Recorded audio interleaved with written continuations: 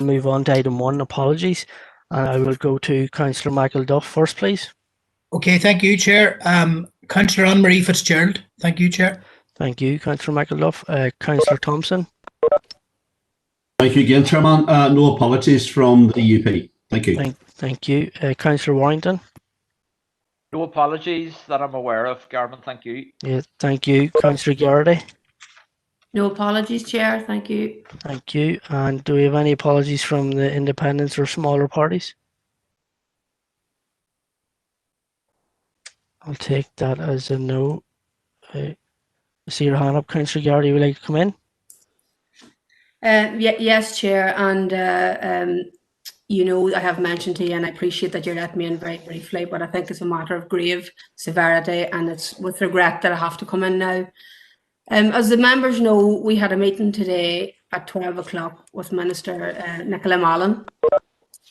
And at 2 p.m. today, I was contacted by her office to say that there was a social media tweet that was put up by Councillor McAleer, that during the meeting that this council was restricted in what we could discuss. No fracking, no mining, so much for openness, accountability, etc. Now, Chair, I had to bring this to you because first and foremost, that's absolutely factually incorrect. This tweet was described by the Minister to me as outrageous. And at the end of my what I have to say, I would ask that the Chief Executive clarifies that what I'm saying is actually correct, because what tweet that went out on social media about a minister, any minister, but this happens to be my minister because she's SDLP, Nicola Mallon, was factually incorrect. This meeting was agreed with the council and set up via the private office. Nicola was unaware of any questions and was happy to answer any questions, which she did when she arrived. The council did request that there was 2 substantive areas for discussion at the meeting that the council had raised ourselves. One has been the lack of investment in roads, water and infrastructure in the council district, and the other was a strategic roads issue and allocation of funding for street lighting. Listen, there was a constraint on the minister's time, as you can well imagine, and we don't get ministers down all the time. And the minister did say that any questions that are unable to be answered within the required time would be followed up in written form. Chair, Nicola Mallon took time out of her busy diary to visit us today in Fermanagh District Council. We had a short, brief presentation by herself outlining what she deemed relevant information to us, and she answered any questions that were posed to her by the members in any shape or form. She was happy to answer them. Nicola Mallon is not just a minister, she's a working parent balancing everything with her job and her family and her personal life. And I think this is upsetting for us as a councillor, as a council. No minister in any party should come and have false information put up on their social media about them. And it's embarrassing for our council that this is a reflection of our council tonight. There's a lot of this going on now, as we would call it, fake book or twatter. And it has to stop now, Chair. The lack of respect on items like this really shows the true colours of individuals. Okay, Mary, if you could bring your remarks to a close, please, Mary. I will, Chair, thank you. And if I'll take your lead on that and I'll bring it to a close. But what I want, Chair, is that to say that what I said there is correct, and that is the situation today, and that please, members, do not put up incorrect information about any person visiting this council, and effectively factual incorrect information, misleading. It's not helpful for us as a council, and sooner or later people are going to get really sick of it. Thanks, Chair. Okay, thank you, Councillor Garrity. And you did mention Councillor McAleer in that, and I will invite Councillor McAleer in if he wants to make any response to that before I move on to the Chief Executive. Thank you, Chair. Appreciate the chance to respond to that. I did indeed make a post this afternoon in following on from our meeting. Our very brief meeting, and as I said on Twitter at the time, I'm not sure what the actual point of it was, because the vast majority of representatives who were looking to ask questions didn't have a chance to do so. The previous speaker was on purely to bum up their own minister without any substantive point to make, which only wasted further time of an already tight schedule. To my mind, the email that was circulated to all councillors this morning, less than 3 hours prior to the meeting, seemed to indicate that there was a reduced window of availability to speak with the minister, and it highlighted two issues that councillors were to be speaking on, and there's no reference to, I suppose, the vast remit that is covered within the Department of Infrastructure, and obviously which I have a keen interest in, and indeed my constituents have a keen interest in. I don't think I've done anything untoward. If the minister has taken personal offence, then I can only apologise for that. But the instruction came to all councillors. I know Councillor Gannon had a bit of a back and forth with me online earlier, and I posed some questions to him.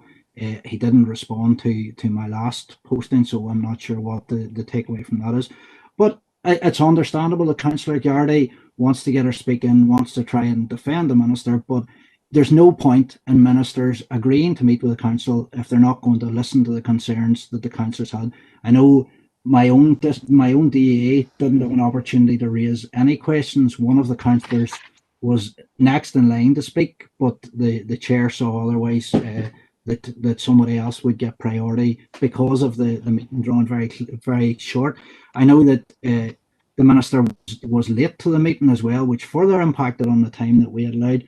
So I have no problem with Minister Mallon. I know she has done some good things. I know she has done some not so good things in my eyes, but I'm happy to speak with her in relation to this if that's what she wants. But I feel that full representation from the council was not permitted and was not heard. Okay, Councillor McAleer, that's fine, and thank you for your input. That matter aired and dealt with. I know Councillor Gardaí wanted some clarity from Chief Executive, so I'll call in Alison now, please. Thank you, Chair. Chair, it's really just to, I suppose, confirm the arrangements for the meeting which the council itself had agreed. So today's meeting was, the council had written to the minister in March of last year, 2020. We had 2 items on that agenda, specifically the infrastructure deficit in terms of water, and then the rural roads. We received correspondence from the minister over the summer, and the date of October for the meeting was agreed. As members will recall, there was an emergency executive meeting convened on the day that meeting had been scheduled, and the meeting was postponed and it was reconvened for today. At the report at the time for the reconvened meeting, and in all of the intervening communications on this subject, it was clear there were only 2 items on the agenda, which were the items that the council had sought a meeting with the minister about, and they were then sent again this morning for members. The chair advised at the outset of the meeting of the minister's time commitments and progressed on the agenda that had been presented. So the only matters which were for today's consideration were the matters that the council had requested the minister meet us about, Chair. Okay, thank you for that, Alison. And that is that matter now we heard and dealt with, and moving on with the meeting. So moving on to item 2 on the meeting, to sign minutes and confidential minutes of previous meeting held on the 13th of January 2021 and confidential minutes of previous meeting held on the 2nd of December 2020, and that has been done prior to the start of the meeting. So now item 3, declarations of interest. Do any declarations?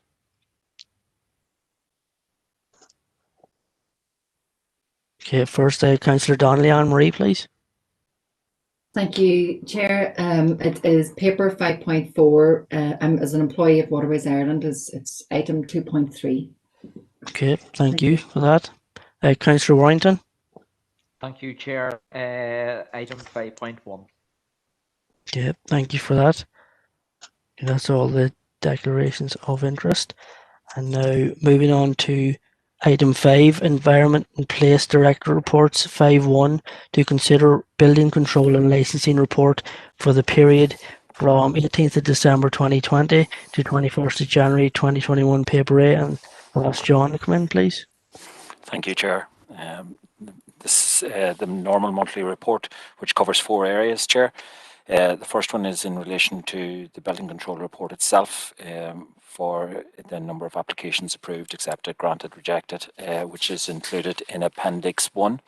The second part of the report details the unauthorised developments, and there are 3 which are listed in the report.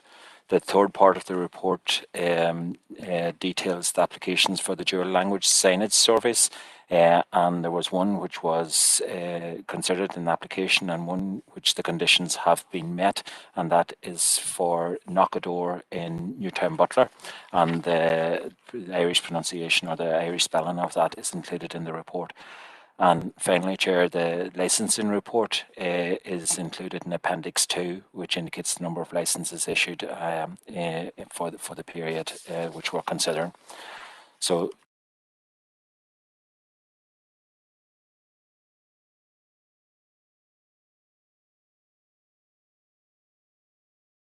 I'm sorry, Chair, just gone off mute. So therefore, Chair, it's recommended that the Council notes the information on this report, including the building control report and the licensing report, approves the instigation of legal proceedings under Article 21(2) of the Building Regulations 1979 for the unauthorised works in paragraph 2. And if the appropriate application is not received, within 1 month. And finally, Chair, approves the request for the erection of dual language nameplates for Knockadore in Newtown Butler. Thank you, Chair. Yeah, thank you for that, John. Just before I take in speakers, I see Councillor McAleer is having a bit of connection difficulties. Could AT maybe have a look at that, possibly? Sorry, Chair, I'm back in here now. It dropped there. I was out for about 2 or 3 minutes there. I just missed what Alison was saying, but I'll get caught up on YouTube again, no doubt. Thanks for that, Chair. No problem, thank you. And now first up on this is Councillor Erskine. Thank you, Chair. Look, I'll propose to note the papers just in the interest of getting business done, but there was a point I just wanted to raise in relation to the dog statistics. I'm a bit concerned because and I suppose the statistics don't actually reflect some of the issues I'm going to raise. But I'm seeing that dog attacks in the area have been happening quite regularly, and it is worrying, and the devastating impacts it can have on the constituents themselves. And I have been speaking to a few constituents recently, on Saturday night even just passed, and since then, in relation to a dog incident that happened over the weekend. And some of these attacks are happening on grounds that aren't council owned grounds. And before I make a proposal, I just wanted to ask exactly what powers dog wardens have in such areas, and also in relation to dog wardens out of hours and reaching them and contacting them and all of that. I know the dog wardens came before our council quite a while ago, but it would be good just to have a recap of that before I make a proposal on this, Chair. Thank you. Yeah, do you want to come in, John?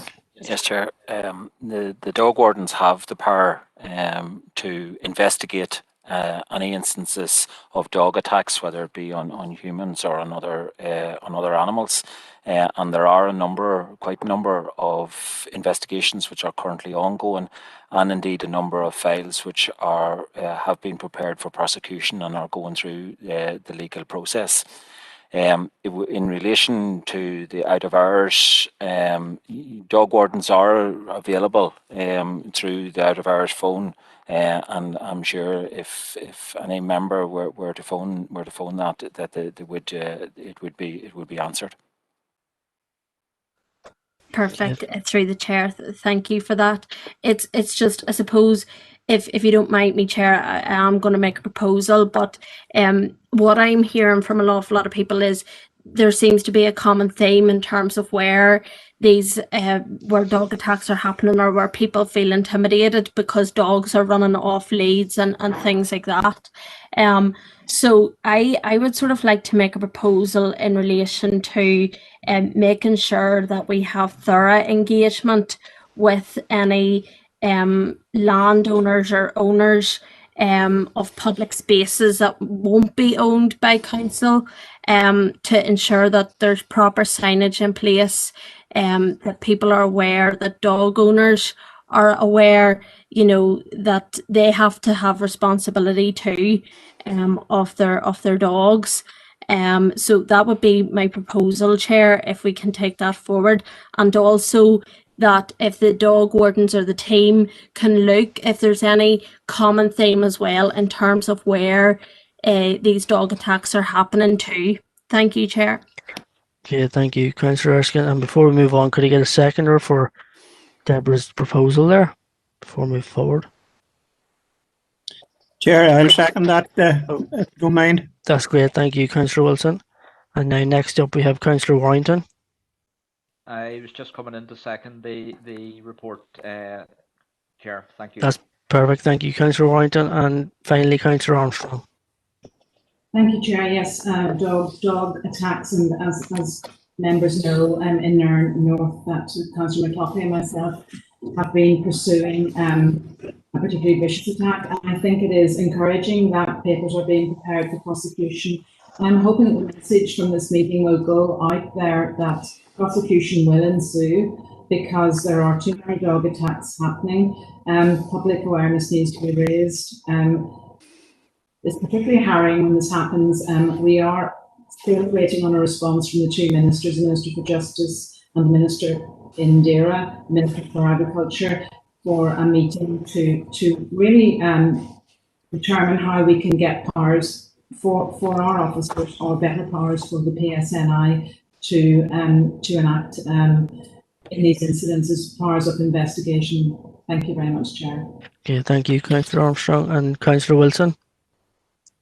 Yes, Chair. Well, I was around the Sperns, or part of it anyway, on Saturday with a farmer. He has complaints, and I will for myself. Quite a few people do have their dogs on a leash, but then there are others who don't. And with sheep, this farmer would have sheep on the hills, and they don't need to be attacked to really panic sheep. And he does have some abortions, and he's not really happy about it.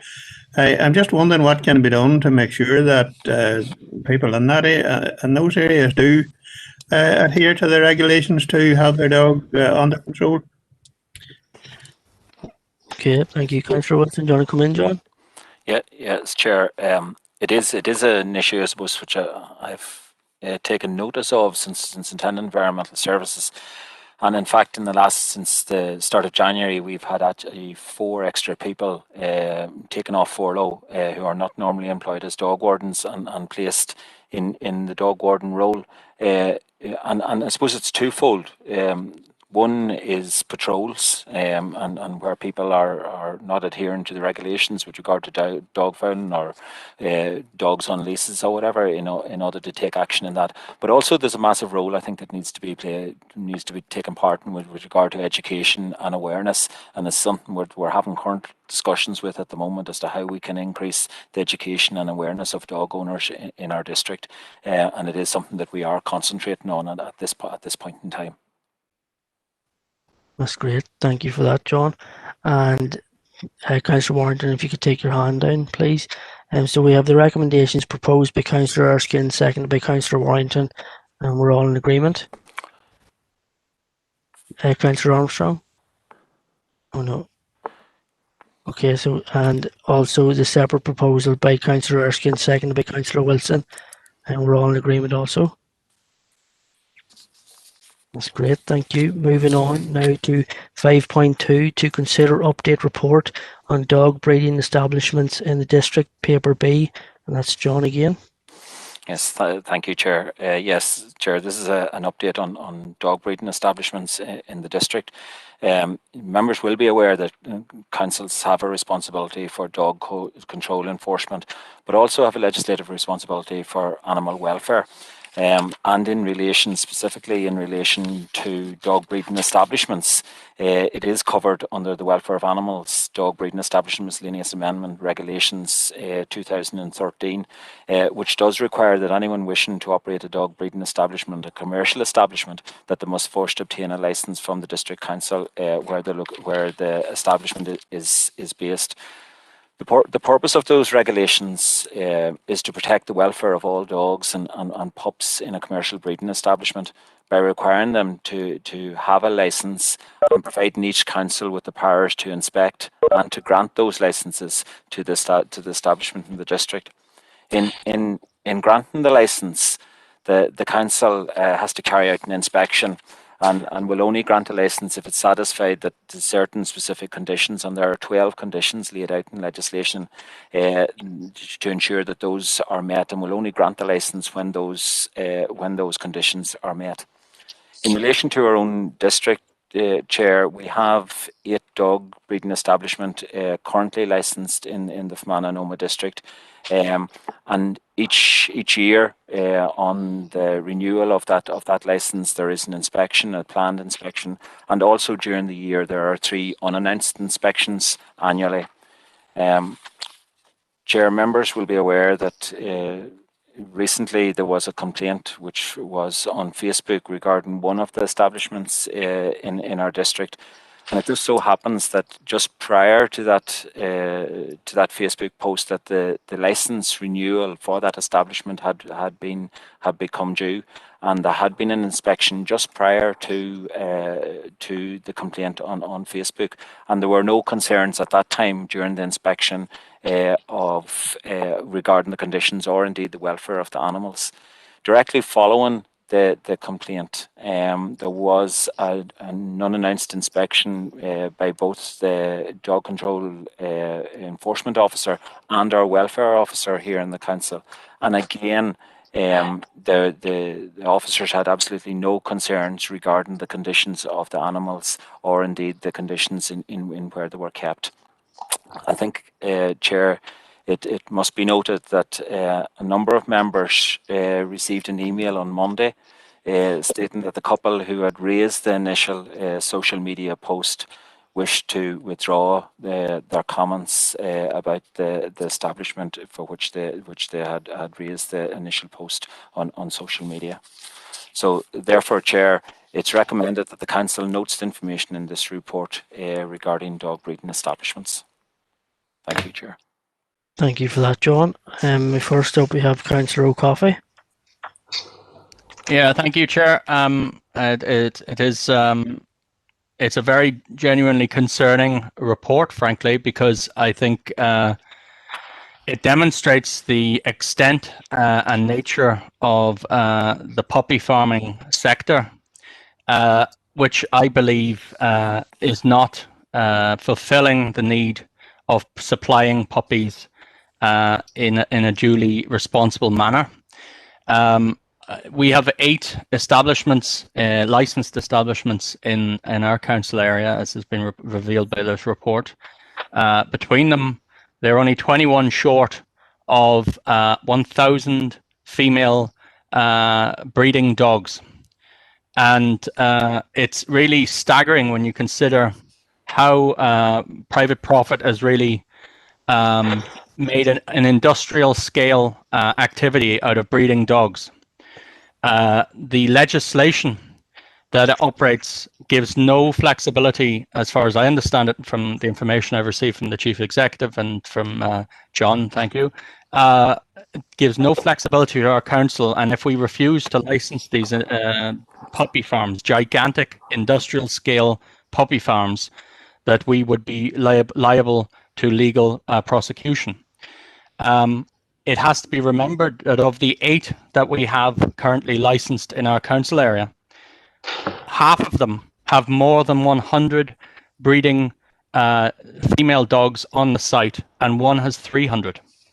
I don't know how that is anything other and could be anything other than cruel. That's the way I see it. I can't see how those dogs are anything other than being driven to exploitation for the profit of the owners. So I would like to propose on the back of this, considering the constraints that exist around our local authorities on this matter, that we as a council write to the First Minister, Deputy First Minister, and to the responsible minister, I believe it's the Department of Justice, to request that they bring forward legislation to outlaw puppy farms, especially those with large numbers of pups especially anything above 100 pups. I cannot see it. In fact, I can't see how anyone could operate more than 10 breeding females. How could you operate anything above that scale and still look after those dogs? I don't think it's possible, and I want to make that proposal. Thank you, Chair. Okay, thank you, Councillor Coffey. And when you're on, would you just like to propose a noting of this report? Happy to do that. Thank you. And now on to Councillor McLaughlin, please. Thank you, Chair. I'd like to second the noting of the report. I have serious concerns. The people who are exploiting this business are only using the greed of people who want puppies at all extent, and that's they're supplying a customer base who are demanding puppies, and they're prepared to pay for them. And the amount of them puppies that we end up having to sort out getting rehomed through charities and other events, the customers aren't vetted. Whilst these owners keep these dogs in a farming situation, that's what it is. It's an industrial farm. It's household pets that they're keeping. These dogs are being kept to supply pups.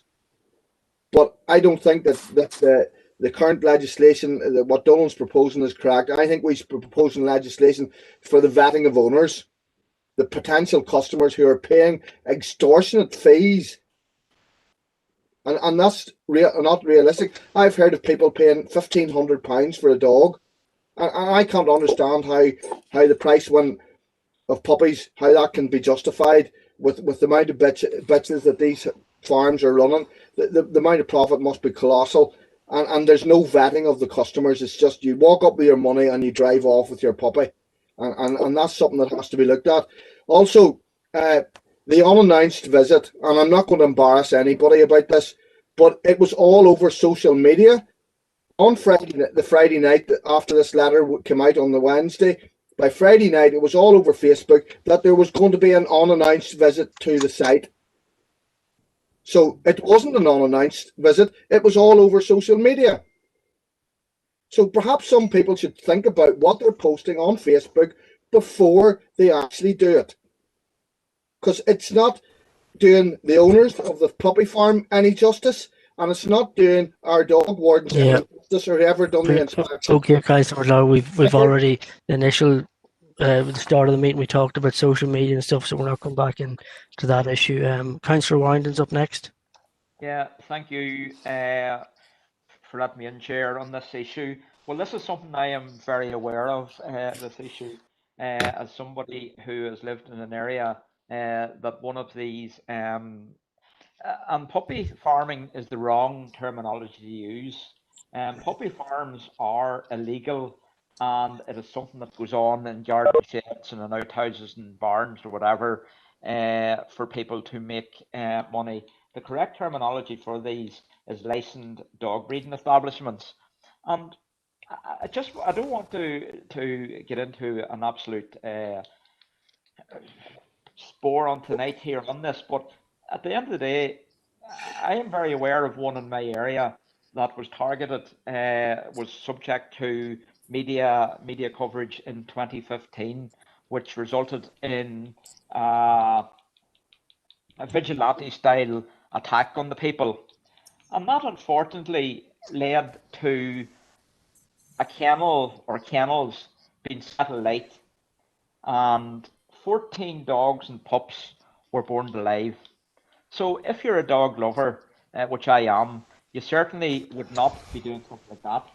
I know certainly we all received the letters and the emails, and as John said, that post has since been removed. I'm under the understanding that there's actually legal proceedings going on there at the moment, because what was said in that post didn't deem to be fully factual. Certainly I have visited one of the local puppy farms, and the easiest way I can describe it on here, it's like a 5-star hotel for dogs. It is absolutely fantastic, clean, warm. They've even got their own heated spa, and it's a fantastic facility. So I think we need to be careful that we're not painting everybody with the same brush on this. I can't speak for any of the other commercial units that are in Fermanagh area. I can only speak for the one that I'm familiar with, but certainly I would be more than happy with what they are doing in their establishment, and I think people need to be aware before they speak on issues. They need to have visited at least some of the issues, and I'm sure the owners of any of these would be more than happy to invite or to let any of the councillors into their setup to let them have a look around. Thank you. Yeah, well, just when you're on, Councillor Winder, would you like to second the noting of the report? I'll second the noting of the report, yeah. That's perfect. Thank you very much. And now Councillor Wilson's up next. Yes, Chair. Well, the lady in question that sent these letters or whatever is on the phone, and she was really distressed and annoyed. But I don't want to judge anything that I'm not. I have got no proof of any way these animals or dogs or puppies are handled. But I do know she talked about Councillor McClary said £1,500, but he talked about someone could be up to £3,000, and it's a very lucrative business. I think it's something we would need to keep under control. And the person in question, from what I was told, and from what I was taken, had won a case against somebody that had gave them problems previously, and maybe that's why she withdrew her accusation. Councillor Wilson, I'm sorry, I'm just going to have to cut across you there. We're getting too deep into factual information, and I'm really not going to allow that during this discussion. So the remaining speakers, if they keep it to comments on the report, I would really appreciate it. Listening to John's explanation, obviously they have done their work, and they've been, I don't know, they said 2 or 3, maybe more visits there, and that's to be welcomed. And that would probably, as I have no proof of anything other than what I was told. We're not talking about. I'm quite happy enough to listen to John. Yeah, no problem. That's great, perfect. And now Councillor Erskine's up next. Thank you, Chair. Chair, it was just something I wanted to make members aware of, which may actually coincide with Councillor O'Cuffey's proposal. There's actually a private members bill coming forward in the Assembly in relation to Lucy's Law, and I would actually encourage councillors to engage in that. It's being brought forward by my colleague, DUP MLA Robin Newton, and it aims to eradicate unregistered breeding establishments or so-called puppy farms by giving council stronger powers and firmer sanctions for those caught illegally breeding puppies. So, you know, that bill also aims to ban third-party selling of puppies to ensure all puppies are purchased coming from well-monitored environments. So there is actually a private member's bill coming before the Assembly on this matter, and there is going to be hopefully reforms in this, which might maybe help in relation to Donald's point that he was making, Chair. So I also just want to thank the council staff for what they did in relation to this. And, you know, when issues are brought, it is checked, it is investigated, and I appreciate what was done in relation to this. Thank you, Chair. Okay, thank you for that information, Councillor Erskine. Next up is Councillor McAleer. Thank you, Chair. No, well, just like to second the proposal made by Coffey. I think it's a very good proposal and one that we should be supporting. I think in relation to the issue at hand, given the nature of the correspondence received, not only to all councillors, but the fact that there was an online posting, that it was tagged, Stephen Bullen was tagged, and it was shared, I think, over 3,500 times. I think the chances of an unannounced inspection in this instance were non-existent, really. I think we need to be looking at the standards in relation to registered premises, and we need to be improving them greatly, because I don't think they're fit for purpose as it is. But I would be happy to second just the proposal made by Councillor O'Coffey at the start of this discussion. Thank you, Chair. Okay, thank you for that, Councillor McAleer. Could I just ask Councillor McClory and Warrington to take your hands down, please? And finally on this issue, Councillor Smith. Yeah, thanks very much. Thanks very much, Chair. I suppose I don't want to labour the point, but what Councillor McAleer said there, I must strongly disagree with. I think that councillors should have a bit of wit before they put stuff on Facebook. Okay. Completely under. Councillor, I'm sorry to cut across you, but we've even at the start of this meeting we've talked about social media and the effects it can create, or annoyance it can create. So we're not going down that route anymore. Councillor Coffey, you've already been in this issue, so I'm not letting you in again. Councillor Deehan, you are the final speaker on this issue, and I'm moving on. Yes, thank you, Chair. And there can be no doubt that we were all shocked and extremely disappointed to receive the communication regarding allegations of neglect and exploitation. And I want to thank John and his team for investigating this allegation so promptly and so thoroughly. And that has given us reassurance that we do not have in our district council area dog breeding establishments that are substandard and not worthy of licensing.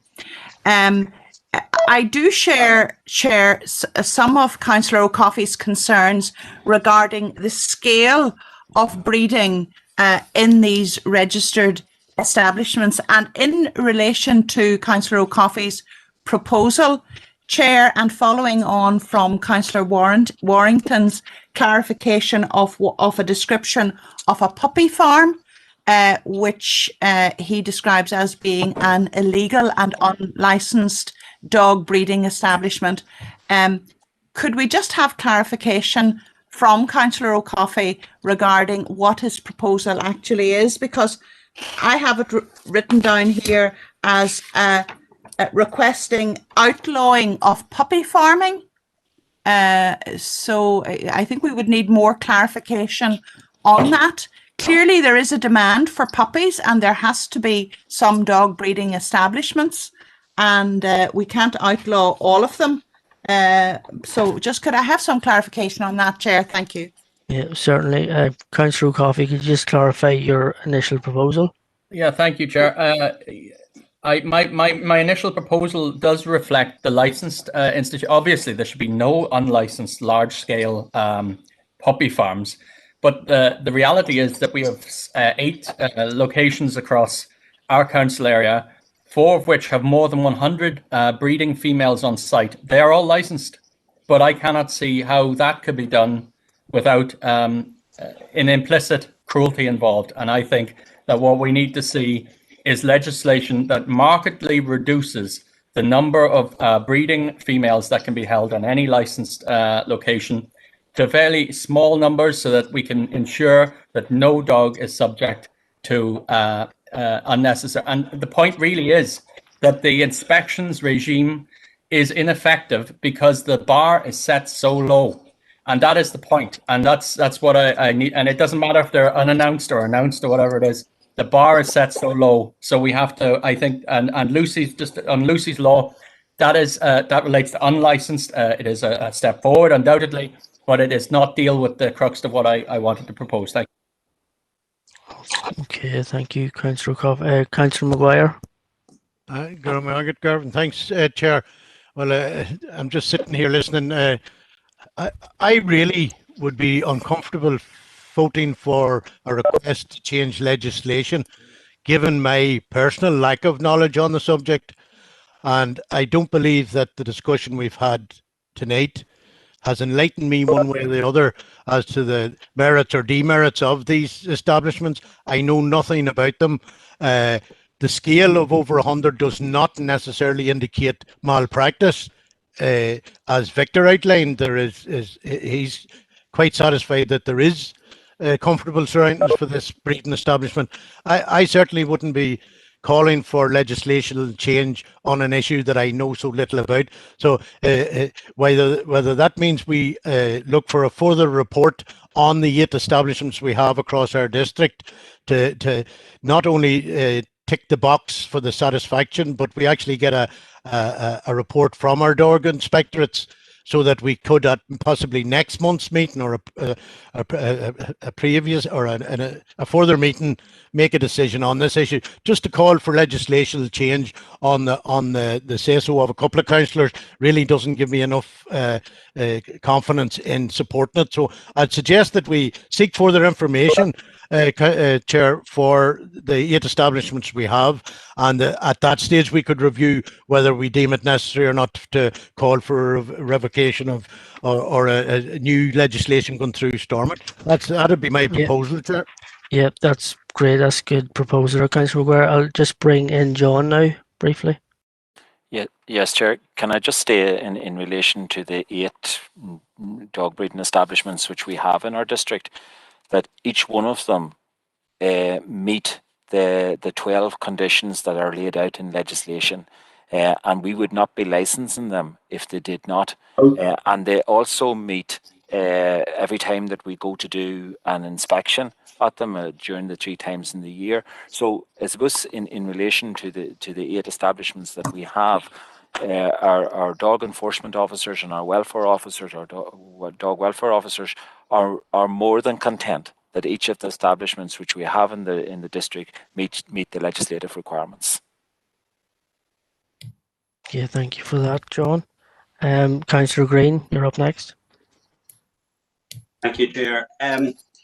Well, John has again answered what I was going to say, is that we're often told during other discussions that we should trust council staff and respect what the report to us.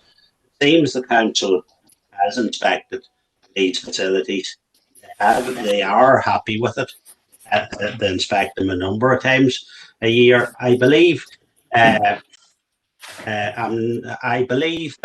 all the allegations, and maybe correct me if I'm wrong, have been withdrawn. So I'm a wee bit uncomfortable of having a discussion, almost accusing from a distance establishment that hasn't been proved to have done anything wrong, apart from one social media report that has now been withdrawn, and I believe has withdrawn the accusations. So I don't know where we're going with this. When our council officials go out to examine restaurants and bars and that, are we going to second guess them and say, well, we might agree with you, yeah, but we want you to go out and check them again, and we want you to double check them, and we want you to bring more reports back. I don't know where we would stop with this type of thing. Yeah, thank you, Councillor Green. And I've just been notified on the chat by Councillor O'Coffey that he is happy with Councillor Maguire's proposal. So he will be rescind his initial proposal. So I think that will bring this. I'll bring in Councillor O'Reilly next. Thank you, Chair. Well, like that too, I think that we have moved past the point of our 8 licensed premises here, and that this is morphed into a bigger discussion about the rights and wrongs of having breeding establishments per se. And I think to bounce us on a proposal to change legislation, which is in effect what we're looking to do here, we certainly need more information, and certainly we need a greater understanding what the 12 points are. So I'm, Chair, happy to second Tommy's proposal here, that we would revisit this on the back of more detailed information, And I would also ask that we would have some understanding, while we have 8 licensed premises, my understanding is that there is other premises, and what is the council's role there in detecting and thwarting these establishment if we can establish that they are within the council area. So I'm happy to second Tommy's proposal, Chair. That's great. Thank you, Councillor Riley. Okay, so we've got that proposal by Councillor Maguire proposed and seconded, and their report is proposed and seconded. But I've one last speaker on this, and then I'm moving on, is Councillor John Coyle. Thanks, Chair. If I could ask Tommy, maybe I would be welcome, more information and a better understanding of this, animal welfare. I wonder, would it be possible to have, an informal meeting with animal welfare officers and dog wardens so that councillors are fully aware of, the remit of, the legislation, the 12 points, and then we would have a further and better understanding of the report when it does come to the next meeting. We have to understand clearly so that we are not causing cruelty to animals, putting it in, behind closed doors. We have to have a good understanding. I don't know if that would be acceptable. Thank you. Yeah, thank you, Councillor Coyle. Do you want to comment on that, John? Yes, Chair, if members wish an informal meeting with animal welfare officers, with the dog control officers, that can certainly be arranged. It's perfect, thank you. Okay, could I ask all previous speakers to take their hands down, please? So the proposal was, the recommendation proposed by Councillor O'Coffey, second by Councillor Warrington, and then we had the additional proposal by Councillor Maguire to receive an additional report for more information, seconded by Councillor O'Reilly, and for both them we are all in agreement. Councillor Thornton, are you looking in? Yes, Chair, it's just a comment. But bearing in mind what happened 5 years ago, we've got to be very careful what we're saying on a public platform that Absolutely. the arson attack and so on. Yeah. On such premises. So it's a note of caution, Chair, that we've got to be very careful what we're saying in public and so on about this topic. And I fully we're all aware of that, Councillor Thornton. Thank you for that. Councillor Maguire, are you looking in again? Garvin, just for clarification, Garvin, you put the 2 proposals to us there. Councillor O'Coffey's seconded by Councillor McAleer.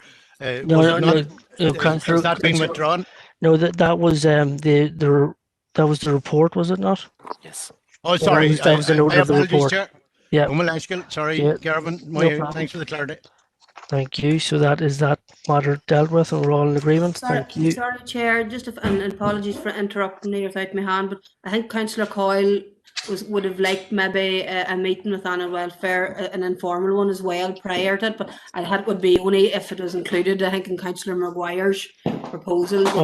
But so just if Okay, yeah, absolutely. Councillor Maguire, would you be happy enough with that included in yours? Well, the gist of the main, Garvin, was to seek further information, and if it comes from animal welfare, so be it. Any information would help us make a judgment on any call for legislation change. Okay, so include that, and also Councillor O'Reilly, a seconder for that. Yes, Chair, happy with that, but not confined just to. I don't want this report to come back just on the basis of what the dog warden or environmental health say. This is and has moved away from the 8 establishments, as I said, to the legislative end of things. So maybe we could get somebody from that perspective to talk to us as well. Okay, absolutely. Okay, now moving on to 5.3. To consider report on estate matters, paper C, and that is Mark. Thank you, Chair. So members will recall from the discussion at the last meeting that estates matters now come under the scope of this committee, and this is the regular report that we're bringing to you for activity up to the period to the 29th of January. So the report highlights a number of issues over the past month. So first of all, at the Gorchin Glen Forest Park, we've got works that are still ongoing at the amenity building. So it will be necessary to extend the term of the mobile catering provision that we've got there. At Down Street in Enniskillen, so we've got some paving works are planned at the Butter Market, and it will be necessary to use some car parking spaces to provide space for a works compound for the contractor for approximately 8 weeks. The report highlights that at Killykeegan Nature Reserve, so as part of the development works there, an electrical connection is required, which necessitates entering into a way leave agreement with NI Electricity for some underground cabling. And also as part of that, there's also been a payment to an adjacent landowner. At Carrickmore Main Street Car Park, there's a need to provide access to a rear plot of land there. So we've facilitated an agreement for DFI Roads to reserve a right of way through that car park. At Trillick former civic amenity site, so during the course of the legal formalities that we've been working through for the disposal of that site, a legal boundary rectification has been required. And then finally at Crawford's Lane in Drumore, so some members will be aware that the Tumry Athletic Club holds land there on a long 99-year lease. The club has development plans for the site and has requested the council approve leasing an additional portion of land at the rear, comprising a couple of acres. And there's a plan attached to the report, Chair, that sets out that. So really just moving to the recommendations to capture all that then. So the recommendation is that the council approves a further 2-month extension of the contract for mobile catering at Gorchin Glen Forest Park up until the 31st of March. Approves use of 9 car parking spaces at Down Street in Enniskillen as a temporary works compound for an 8-week period, approximately, to facilitate the Butter Market paving contract. Approves entering into a way leave agreement with NI Electricity for underground cabling at Killykeegan Nature Reserve Florence Court, and a one-off payment of £500 to the landowner in respect of the installation of 2 stays to facilitate the electricity connection works. Approves the reservation of a right-of-way through Carrickmore Main Street car park by DFI Road Service to provide access to its lands at the rear of the site. Approves the reappointment of Pollock RICS as land letting agent for 2021 Connacher season at a maximum cost of £700. Approves a boundary rectification at 4 Kavanagh Close Trillick. Approves in principle leasing of additional lands at Crawford's Lane, Drumore to Tumry Athletic Club, subject to assessment by Land and Property Services and ministerial approval if required. And finally notes the sealing of the following document, deed of consent in triplicate with Northern Ireland Library Service in respect of subleasing arrangement at Omagh Library site with the Department for Communities. Thank you, Chair. Thank you for that, Mark. Thank you. First up, we have Councillor Green.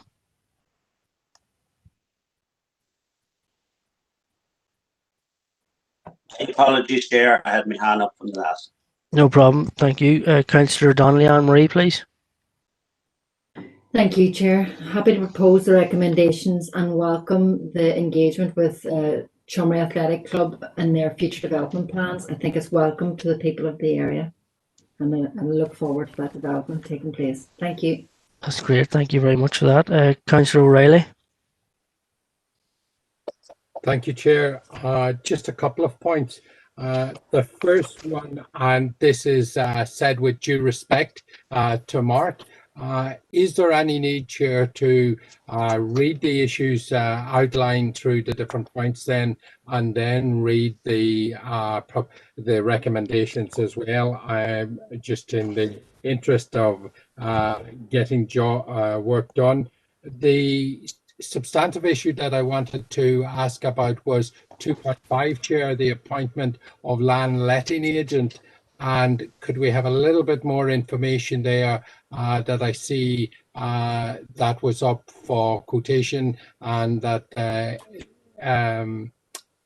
Pollock RICS has been reappointed? what was the procedure there to appoint there? Thank you, Chair.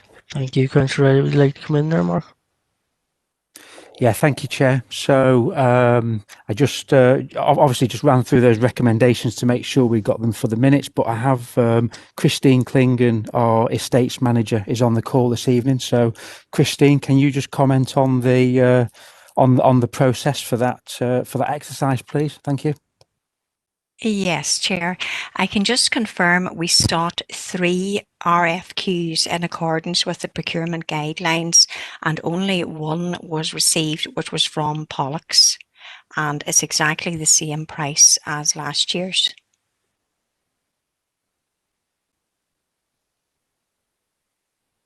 Chair, and can I just ask, is that a normal way that we do things, to just appoint if we only have one? Well, for a contract of that value, it is in order whenever, as long as we seek 3 quotations. That is in accordance with the procedure. Okay, thank you. Christine, thank you, Councillor Riley. Councillor Clark's up next. Yeah, Chair, I was going to propose particularly the Gorging Glen things, but I think Anne-Marie has proposed that. Has anybody seconded? No, you can second it there, Sean. I'll second it, so hopefully to move the thing on. Thank you, Gavin. Thanks very much, thank you. And finally, Councillor Kelly Catherine, please. Garvin, can you hear me? I can hear you, yeah. I was just coming in to second. Sorry, I didn't get my hand down quickly enough. Sorry about that. No problem at all. So that is proposed by Councillor Donnelly and seconded by Councillor Clark, and we're all in agreement. Thank you, members. And the previous members, if they could take their hand down, please. We'll move on now to 5.4 to consider report of the Director of Environment and Place, Paper D. Over to Mark, please. Yeah, thank you, Chair. So this is the members will be aware that I come forward with a regular director's report, and actually doing this on a bi-monthly basis now. So just really just picking up some general updates, really. So members will recall that at the last meeting in January that clarification was sought in relation to a memorandum of understanding between DFI Roads and the council. I just confirmed that one is in place, and just in the interest of brevity as well, details of that MOU are obviously there as outlined in the report. At the meeting in December, we had a query regarding traffic wardens in Fintona, and just to confirm that we did look into that, and DFI Roads have confirmed that the premise for wardens being dispatched to the area was in response to a complaint from a business. So they've highlighted that there aren't any further visits planned unless there are parking problems or if further complaints from the town persist. Moving on to 2.3 in the report, Chair. So really just highlighting some work we've been doing around a service level agreement with Waterways Ireland for the maintenance and servicing of vehicles. So some members will recall that back in early 2018 that we did agree to put a service level agreement in place to start servicing Waterways Ireland small vehicles up to 3.5 tons from our Kellyville depot. We've reviewed that arrangement and it's been considered to be a success. So we've come up with officers from the council and Waterways Ireland have come up with a revised service level agreement, which we've agreed in principle between us. And that SLA would be for 3 years, but to be reviewed annually. And really just to highlight, Chair, I think this is a good example of partnership collaborative working between partner agencies. So the arrangements has enabled the council to provide an important service to Waterways Ireland whilst bringing in income to support staff and running costs. Also through this approach, during this time, a number of key projects such as the Enniskillen Boardwalk and Enniskillen Castle Jetty have been successfully realised with Waterways Ireland support. The report also talks about the Live Here, Love Here plastic promise, which has been brought to our attention by Keep Northern Ireland Beautiful. and Keep Northern Ireland Beautiful are encouraging individuals and organisations to sign up to that. So far, 4 other councils have made the promise to reduce their plastics. The report talks about some of the practical things that are due to meet the pledge, and we do many of those as a council, and members may wish to give consideration to also signing up to that pledge as well. And then just briefly, Chair, there's an update around some good news in relation to the recycling of agricultural polythene, and following a reduction in costs with our provider Birch Plastics as part of a national scheme, the cost of that will dramatically reduce and be of real benefit to the farming sector. And then there's also just a general update around the work around the brown bin. We're working on the costings of that, and there's a general update about our work on the development of a waste management plan and strategy. And the recommendation, Chair, in relation to the report is very simply to note the information contained and to endorse the proposed service level agreement between Waterways Ireland and the Council for the servicing of vehicles and small plant as outlined in section 2.3. Happy to take any questions. Thank you very much, Mark. First up, we have Councillor Kelly. Catherine, please.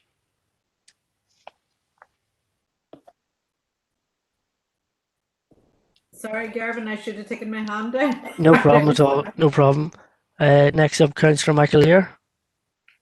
Thank you, Chair. No, happy to propose what's been included in the report. I think it is almost from start to finish a positive thing. I think we should be, as Mark states there, we should be proceeding with the plastic pledge, and I think that's again something that echoes with the values and some of the goals that we're proposing as a council here.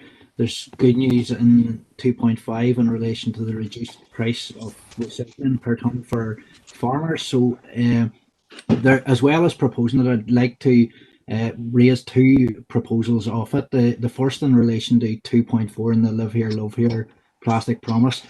I'm wondering, and perhaps Mark or one of the directors can advise on this, as well as reducing single-use plastics and the use of them. I know this is something that we've brought up and discussed at the Climate Change Resilience Group, but the use primarily, I suppose, by takeaway facilities of polystyrene takeaway containers and again plastic knives and forks. Is there a way, or I would like to see a proposal that the council would move forward with local businesses across the district to move away from polystyrene takeaway containers towards biodegradable containers and utensils. And I would like to see that, I suppose, implemented over the remainder of the duration of this council term, because I think it is definitely something that's achievable and something that everyone can see the benefit of.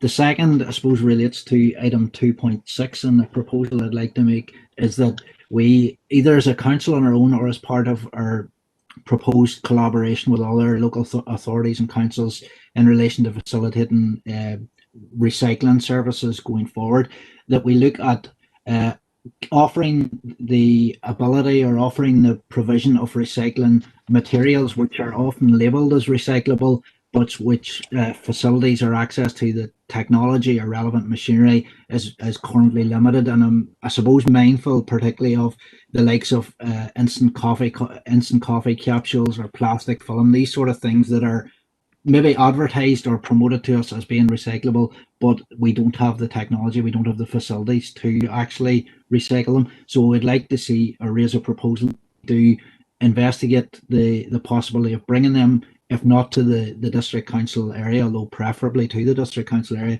that we work in collaboration with the proposed other councils going forward as a future action. Thank you, Chair. Okay, thank you. Councillor McAleer, would you like to make a comment, Mark?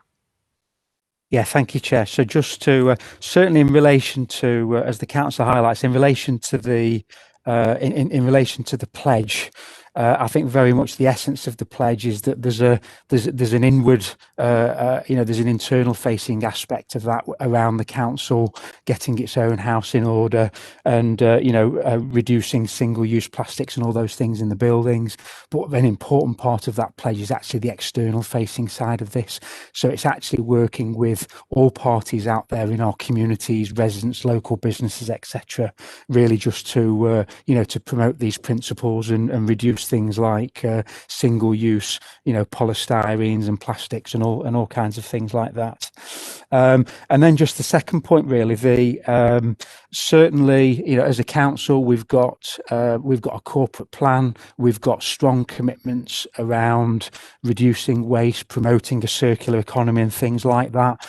And some of the examples that the council highlights around things like, some of those things like coffee pods and other things, if we're going to achieve those circular economy principles, it really is about, acting as a place leader and working with, local residents, business and communities to try and get everybody working on that kind of circular economy principle and encouraging that in every way that we can as a council, really. Thank you. Thank you for that, Mark. Councillor Gannon's up next. Thank you, Chair. There's a few things I want to go through in this report, but I'm happy to propose the report on its recommendations. Seconded, sorry, Councillor Gannon. It's already proposed, yeah. Sorry, second. I didn't know if I quite heard it, but in terms of that, the Live Here, Love Here plastic promise, I'm not sure if that was proposed that we sign up to it. If it wasn't, I would like to propose that we do sign up to that promise. And it has been proposed already, I'll second it. I wasn't quite clear from Councillor McAleer's comments, but I think a lot of the stuff we're doing already in terms of the first two parts of that pledge. But of course, the more we can do educating the community, the better, I think. As well as that, Chair, obviously I'm glad to see the 2.6 in terms of the brown bins. I'm looking forward to reading that report. I have a question around 2.1 and that MOU with DFI in terms of salting and gritting. It says that DFI roads will provide salt or grit to councils for application. Now I know that DFI, when it comes to salt bins and stuff like that, there needs to be, for DFI to put it out, there has to be a 5% incline. But there's a few areas and communities that I know that wouldn't fulfill that 5% gradient. But obviously, the footpaths, we've all been on a flat footpath that's covered in ice. I'd say so, especially recently, given the cold snap, and it can be just as slippy and dangerous as one that's got a bit of a slope. So would there be any way to use, in particular, point 4 there under where it says the main points of the MOU, DFI roads to provide salt and grit to councils for application? Would there be any way that we would be able to see about salt grit bins and using that number 4 part of the MOU to provide it to communities that aren't already getting into areas that aren't already being serviced by DFI, and then obviously allowing the community then to use the salt or grit as appropriate. So just to reiterate my question, because I realise I mightn't have said it 100% clear there, can we use the MOU, in particular point 4 of DFI roads to provide salt and grit, to allow us to provide salt and grit preferably in salt bins to areas which DFI does not service with that, Chair? Thank you. Yeah. Thank you. You want to come in and comment, Mark? Yeah, thank you, Chair. So just in relation to the MOU then, so the key premise of the MOU, this is about the council providing resources and assistance for snow and ice, clearing duties and the spreading of salt and grit on certain roads and certain locations when it's required. So the MOU as it stands at the moment is all about the council supporting DFI roads to deploy resources rather than just the provision of grit and salt in bins for community use. So that's the distinction that we've got at the moment. What I would say is that the MOU was put in place back in October of 18 and was running for a 3-year period. members will have obviously noted that it's coming up for formal review for this autumn and this winter season coming. So, I think one potential way forward would be over the coming months, and in advance and as part of that formal review, we will be sitting down with DFI Roads colleagues anyway to review this MOU and decide what the new approach for the next, say 3 years is going to be. And those points that the council has raised, in relation to broader community provision for grit bins, we could certainly pick up that point, as part of that overall process, and it would certainly make sense to take a holistic look at all of that, because obviously DFI Roads are the key source and provider of salt and grit stocks to whatever the location might be. Thank you. Thank you for that, Mark. Quickly, make one more question or one more point. Very, very briefly, Councillor Gallen. So on that point, in those discussions, would it be possible for us to make the point to ask or to try and get provision of salt or grit bins in some form, whether it's through the council or through DFI, for those areas of less than 5% gradient? Can we have that as part of those discussions, Mark? Thank you. Thank you, Chair. Yeah. Thank you, Chair. We will include that point in those review discussions with DFI Roads. Happy to commit to that. Thank you. Thank you for that, Mark. Now, Councillor Curry. Cormaga Caherly, thank you, and thank you, Mark, for the report. Just briefly on point 2.3, I think that's brilliant. It's great to hear about that partnership work and collaborative work, and that benefits ourselves and Waterways Ireland. And I know we've talked about that in other ways that maybe might work for us in the future too, in terms of looking at fleet in particular. And so it's great to see that. 2.4, Live Here, Love Here, I'd like to second that proposal. I'm aware that the pledge here is specifically around plastic reduction or plastic derived materials, not other materials. And I know that we did actually bring this through. We've been doing this as a council since September 2019. And this is really just formalising that aspect. In that, at that time as well, we did include in the recommendations that individuals signed up to the plastic promise, to make the plastic pledge. So it's good to see us now doing it as a council. So just on the points there, Mark, the 3 points I think are good points. I think we're already working on a lot of these. I know it's been difficult over the last year, but could we possibly add another point there as well, just around as Collier McAleer was talking there about the Climate Change Resilience Group, and I understand we don't report into this committee, it's PNR with that, but we have been having discussions around greening our festivals and events as well. So maybe if we could have a point here that we would endeavour to look at ways to green our festivals and events to both reduce or eliminate our own plastic use, but also to work with event organisers, suppliers, vendors, to encourage them to do likewise, just as part of that pledge. I'd propose that, Chair Gormagad. Yeah, thank you, Councillor. Before I move on, could I get a seconder for that, please? I will, Anthony.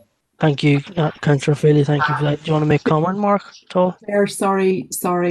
If I just forgot to mention one other thing, if I could just briefly. Yeah, go ahead. Just on the back of this, when we do sign the pledge, could I also suggest that we do highlight it in the media, social media, just to encourage businesses and organisations and indeed individuals in the district to sign up to it as well. It just creates a bit more awareness around it, Chair. So if I could just include that too, please. Yeah, absolutely, Councillor Curry. That's a good suggestion. Do you want to come in, Mark, and make a Yeah, just very briefly, Chair. Really good suggestion. My understanding is that many local authorities have a special have a special major events policy in place that looks to do exactly that, and actually to encourage event organising attendees to minimise plastic cups and those kind of plastics as part of the approval and support for any event that takes place. Thank you. Thank you for that, Mark. And now Councillor Feely's up next. Thank you, Kahirli, and thank you, Mark, for the report there. I was just coming in to say a few things on about 2.5, and I'm glad to see that the price for disposal of the plastic has dropped. It was fairly dear since they came in. I was one of the ones that came proposed in the start, but I know we had to because of the way the council was being charged, and so I welcome that. And just think, it's most farmers wouldn't really want to be doing round baling, I just want to stay and start. I'm an environmentalist and I don't like using plastic, but it's kind of, we have to use the plastic. Like, if the summers was good, you'd be making hay and you wouldn't be even using it. So it's just a kind of a need that we have to do it, and we don't want to be doing it. And years ago, there was big grants and big farmers put up silo pits and stuff, but a lot of the farmers around here has to make round bales, because they weren't that big a farm. I've been lobbied a lot about it since it came in, about people complaining about the price for it and all that. So I'm just glad that it has dropped. But I was just wondering, would there be any hope? And I know Maura's been this brought up before that we could get another weighbridge in some of the other states that the farmers wouldn't all have to travel up in the skin. Would there be any hope of becoming that in the new fleet in the future? Instead of everybody driving up to the skin with it. And I know it's glad that it has dropped a bit, but it's still kind of costly, And I seem to see that the £5 per tonne handling charge. I was just wondering, is that a kind of across the board kind of a price, or is it just also, what way does that work? Because I'd use the one up in Enniskillen and I'd bring that plastic up myself out of a filled in 100-weight bags, and I just tore it off myself. There's no staff there to help and nobody else to do it there. I just do it myself and go out there. I was just wondering, what way was that based on? Would there be any hope of getting that dropped £1 or £2 maybe? Maybe being too greedy now to save money. I just want to be comment on that there, and that's all I want to talk about. But I just want to say one wee thing there, if you let me, Garvin, what Councillor Gannon brought up there about the salt bins there. I know I was lobbied myself during the time of frost of people living in these social housings in the rural areas looking for salt bins, and I did try and do it through DFA, and it's going to be slow, but we just want to be a wee bit careful that we wouldn't start doing the work for DFA, if you know what I mean. I'm glad that we could have some way of doing it, a simpler way of getting it done, but we just want to be a wee bit careful there, but I I was lobbied on that as well, and that's it, Gavin. Yeah, thank you, Councillor Feely. Do you want to make any comment there, Mark, on the? Yeah, just very briefly, Chair. So I think in relation to another site being suitable for for receiving this material, I think we'd need to just have a proper look at the practical implications of that and whether that will be possible. So that's something that we'll take away. In relation to that £5 admin charge, which is hopefully seen to be a reasonable and modest figures. With all of these sites, in addition to staff, we've got various energy, license, and other costs, etc. So my understanding is that cost there is generally that genuine overhead cost of the to the council. And just finally, my understanding is that this is an emerging national scheme. So to actually get this scheme going, there is financial support from the producers and the distributors involved. And I think it's, as the councillor suggested, the farming sector are using this material. I think only about 30% is recycled at the moment, and I think everybody's really keen, to get that circular economy moving, actually get more recycling of this material, and certainly over the next few years, it's hoped that this subsidised initiative will get the recycling rates up to about 70% over the next few years. Thank you. Thank you for that, Mark. Now, Councillor O'Coffey. Yeah, thank you, Chair. This is a very positive report. I won't go over it in huge detail. I think it's been spoken on extremely well by other councillors. I was certainly happy to second Councillor McAleer's proposals. I don't know if they've been seconded to this point, Yep. some of the additional ones. And I was happy to support Councillor Curry's proposals. I think it's essential that we are very ambitious when it comes to recycling and taking the green road forward on waste in any case. One thing in particular, we definitely need to consider all the. We need to almost do a listing of all the commonly recyclable materials that are not currently collected within our system, and to identify where there are opportunities. And obviously, there's a cash to cost calculation that needs to be conducted there, but cost benefit analysis. But it's essential if we're going to meet our targets for landfill. So there's a great pressure on us and on the ratepayers generally on this. I think the idea of a reporter coming back on the extended brown bin collection across the district is very vital. And also I very much welcome the reduction on cost of recycling farm plastics. And I'm happy to second, if possible, Councillor Feely's proposal for a report to come back on the possibility of weighbridges, which are more accessible to rural areas, because I think we should try to reduce the unnecessary inconvenience to farmers of bringing materials to a central point. I wanted to just ask a few questions around the Memorandum of Understanding, which I've had a good look at. It's very notable that the provision of ice clearing is restrained within and concentrated within the commercial centres of Enniskillen and Omagh. It does not extend, at least in what I see of Appendix 1, it does not extend to the residential areas, and I think that that's a major deficiency. It could equally be said that it should be applied to other areas in the council area. And the reality is that because it hasn't extended to the residential areas, we've had events such as those in the last few weeks where elderly residents and not so elderly residents have been effectively trapped in their houses, having to call taxis and so on to get out in some of the estates in the town.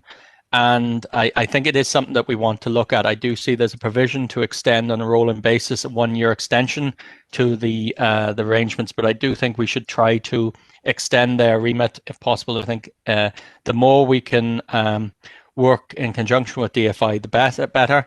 At the same time, we definitely need to be cognizant that if we're not getting sufficient resources for that, then we're taking on responsibilities.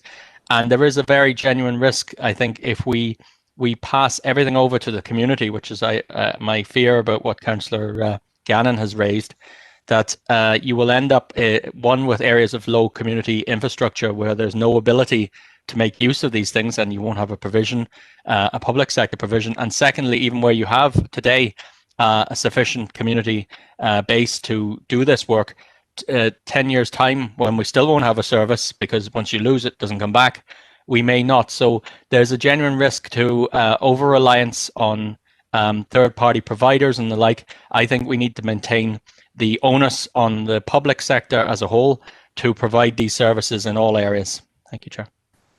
Thank you, Councillor Coffey. Any comment to make, Mark, at all? Yeah, just briefly, Chair. So I think one of the as we've said before, there will be a review process over the coming months and leading into the next winter season. So as the councillors absolutely rightly highlighted, when you go through the MOU and look at the schedule of locations, the focus absolutely at the moment is around just those busy town centre locations and the pedestrian areas. I think one of the issues when we engage with DFI roads will be around, first of all, the statutory responsibility is in relation to highways themselves rather than footways. And there will also be, I think, a practical consideration certainly around things like the availability of grit and salt and the allocation of that material, the stock availability, and making sure that the highway network is protected and supported, and that statutory duty is met But obviously at the same time, just trying to, do work in relation to the footways and the pedestrian areas. So some of it will be very much a steer from DFI roads as to how far as a council we can stretch them in terms of resources. But I think from a council point of view, we'd certainly look to, to get them round the table over the coming months and just see what we can do in relation to this MOU and how far we can go and the extent of the footways and schedule of footways that can be included in that. Thank you. Thank you for that, Mark. Next up, Councillor Clark.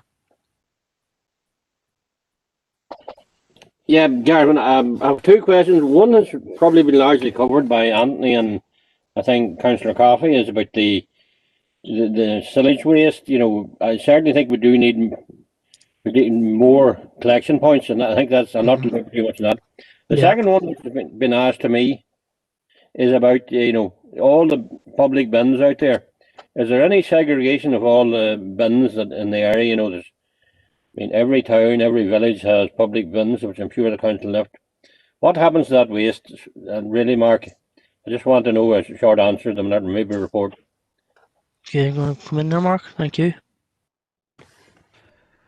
Yeah, thank you, Chair.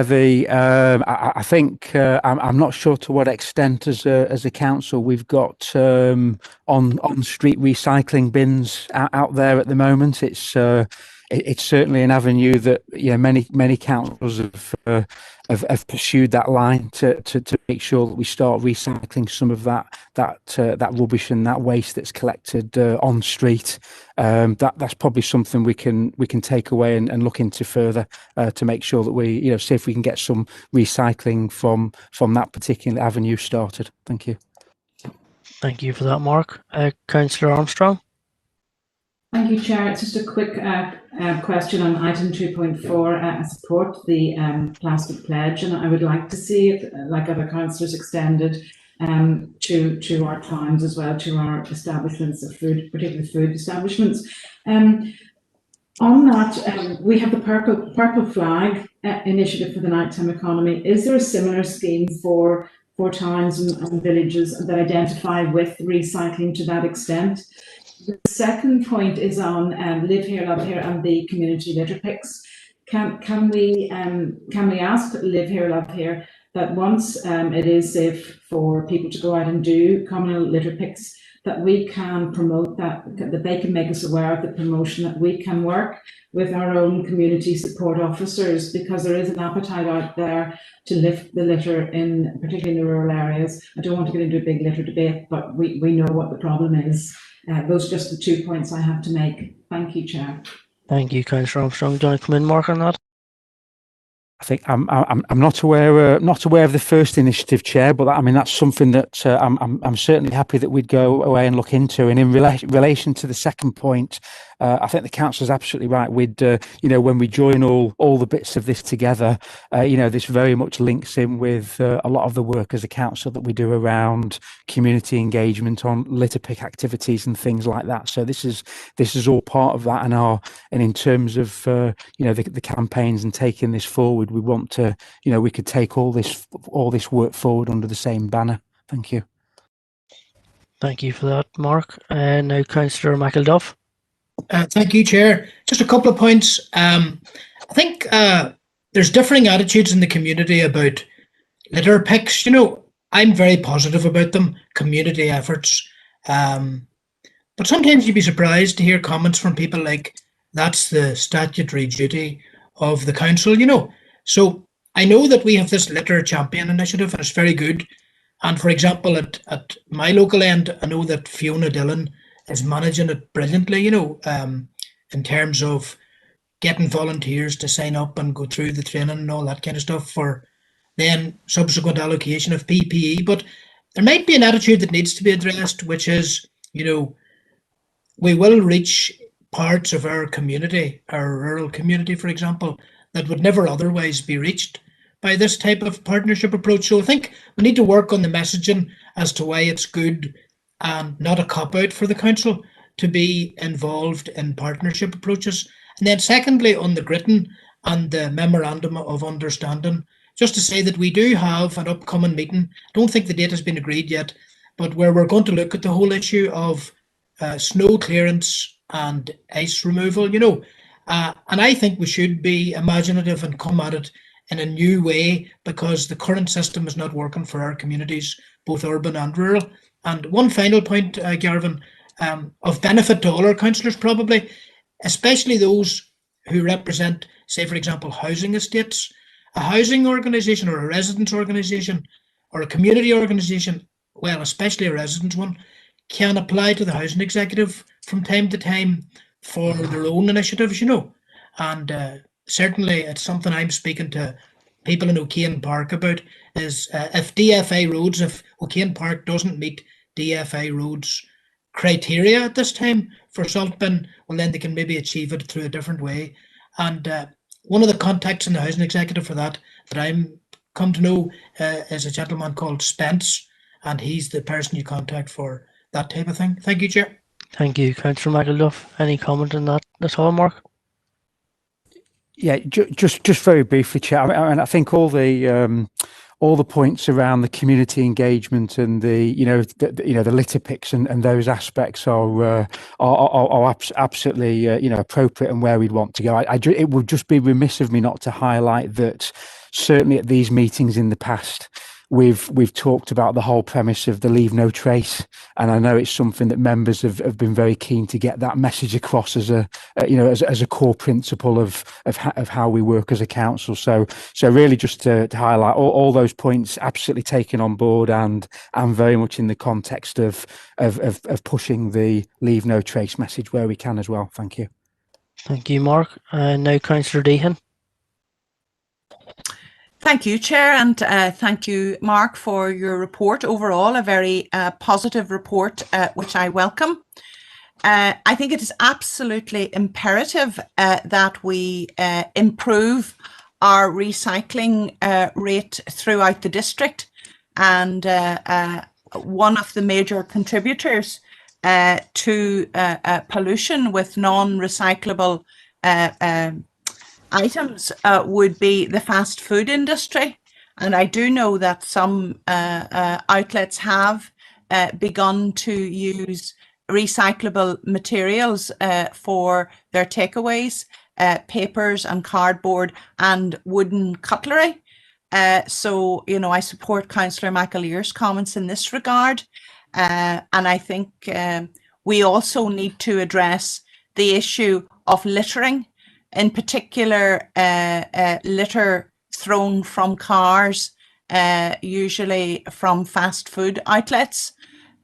So perhaps we could look at initiatives working with fast food outlets to try to highlight the considerable problem of littering in our rural areas. It's surprising, Chair, that since the charges for plastic carrier bags was introduced, I'm certain I see fewer plastic bags stuck in our hedgerows. So it just goes to prove that these measures can make an impact. An issue which I raised some years ago, and it seems to have fallen out of focus, is in looking at our hospitals and other healthcare facilities. I would like to see more recycling happening there. I would propose that we should liaise with the Western Trust, asking them to introduce initiatives to promote recycling within trust properties.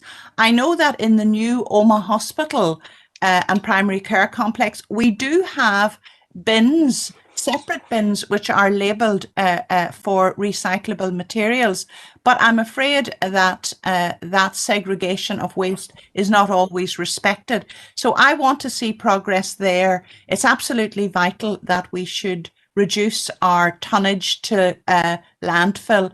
The era of burying our waste in the earth is over, Chair. So I want to make those points and proposals, Chair. Thank you. Okay, thank you. Before we move on, could I get a seconder for that proposal? Because all other previous proposals have been seconded, so just to keep it all together.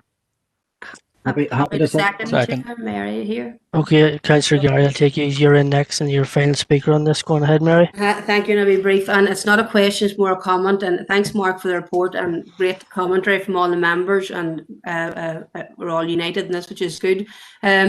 Just to say to Mark that I know there's a request from, was it Anthony, maybe Donal, and maybe a shout in from Sean there regarding farm waste and a report back. And absolutely happy with that. But just to say, when I was in chair with Kevin O'Gara, there was an extensive report published with then to the committee, which really answered that query. Now it'll be slightly changed, I'm sure now, but just because I know there's been a change of guard and there might be again, it's certainly a good template of a report that the officers can go to start again, because it was quite extensive, I remember at the time. So if that helps the officers to refer to it before they get the new or updated one for the officer. Thank you, Chair. That's great. Thank you, Councillor Garrity. Councillor Baird. Yeah, thank you, Chair. Item 2.6, the extending the provision of brown bin collection service. Possibly what I'm going to say should have been said at the January's meeting, but it's all right for a councillor to ask for something like this and the amount of time that goes into it, but it doesn't seem to me that long since we went through the costings for something like this, whereby the caddies were provided, and to prevent having to buy another fleet of lorries, the food waste was taken in on the side of the lorry. I can't remember the exact terminology. I must admit, my daughter has moved to Mid and East Antrim lately, and they have 3 bins and 2 things that they call Kirby's.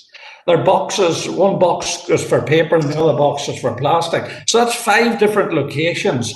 I must admit, I'm living out in the country and I'm managing very well on the food waste with the caddy and the 2 bins. It's quite simple: landfill or recycling. Sorry, recycling or landfill. And what my concern would be is the more bins we introduce, I think it's the more confusion that it puts in the general customer. But could Mark comment how long it is since we looked at the costing of why we went down the route of the caddies and the pop pods? That was the word I was after. Okay, thank you. Councillor Baird, any comment there, Mark? Do you want me to come in that, Mark? Yeah, yeah, by all means, I think it was 2015-16, wasn't it, John? Happy for you to elaborate. Thank you. Yeah, there was an initial economic appraisal carried out the end of 14-15 prior to reorganisation to assess what was the best way forward. We done a pilot scheme which ran for 18 months to 2 years with the full implementation in September 2017. And Councillor Baird is absolutely right. There was an economic appraisal carried out for the complete assessment. I suppose one thing to note, I know Mark alluded earlier on that there will be a waste management plan for Northern Ireland developed over the incoming year. But from the department's point, there are potentially increased recycling targets being produced within this report, and that in the food waste, although the Waste Framework Directive didn't actually detail in absolute format regarding the separation of food and green waste, that there is wordings going towards December 2023 when the priority will be for separate food waste collection, and not to be encouraging the collection of organic waste in a brown bin. So that is something that will have to be teased out over the next couple of months to actually assess what's the best way forward, and again, what can be afforded to be delivered. Thank you. Yeah, look, thanks very much for that, Chair. It just goes to show time flies when you're enjoying yourself. It doesn't seem that long ago since that was done, but it's a relevant point. Just one aside, there's an interesting article in tonight's Belfast Telegraph on page 11. 3/4 of the litter we drop comes from just 25 firms. And that was raised by Keep Northern Ireland Beautiful. So it's very relevant to what we're talking about. It's a worthwhile read for those who are interested in that aspect. Thank you, Chair. Okay, thank you, Councillor Baird. And the final speaker on this is Councillor Kelly. Catherine, please. Thanks, Garen, for letting me in. I wasn't going to come in until I heard Councillor Josephine talking there about plastic bags and litter and so forth. It's not my experience that we're seeing less litter in the ditches or in the hedgerows. My experience is that we're seeing a lot, and in fact, in my area, a lot more this year than I've seen in recent years. Now, myself and Padraig and Councillor Clark have, we've engaged in litter picks in our communities twice a year since myself and Padraig were elected. But, that's not something that is going to get the impact that's needed in the littering. And I really think as a council, we're going to have to put our heads together to find some way to get this littering under control. It's a blight on our beautiful scenery. And, I think about people who come to visit me and how much they admire the Sperrins area. And then you're embarrassed explaining to them about why people are littering. So I think that the council are going to have to we're all going to have to come together to find some solutions to the littering. We can't keep kicking that can down the road. Okay, thank you for your comments, Councillor Kelly. Okay, that's all the speakers on this item, and there was quite a few proposals, but I did say during all that they were all seconded and there was no real dissent, so we're all in agreement. And the report itself was proposed by Councillor McAleer, Councillor Gannon, seconded by Councillor Gannon, and we're all in agreement. So we'll be moving on. Now to item 6, correspondence. 6.1 to Councillor McAleer, you looking in?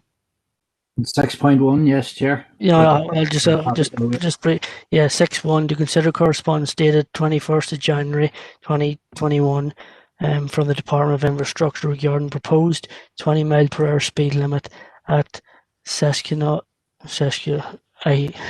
Excuse me. Thank you very much. And Maryville, Greencastle. Mark, please. Yeah, thank you, Chair. This is just a straightforward notice from DFI Roads advising that the traffic order has gone through and they're proposing to introduce a 20 mile per hour zone on those particular roads. Thank you. Thank you, Mark. And excuse my slip of the tongue there, I couldn't get that out. My first speaker is Councillor McAleer. No worries. Thanks, Gavin. Thank you for that, man. I know just to happy to propose the note, and I know the Minister has instigated, and I know that there was a bit of furore about it at the start and relations with the Minister, but I think this is one of the good things that she has done. Definitely the traffic calming scheme in Greencastle. I know the consultation on that was up until the 7th of January, I believe, and hopefully we'll see progress on that ideally before the start of the new academic year in September, or I suppose pandemic permitting. But I know this issue was one that was raised around the time of the consultation by local residents.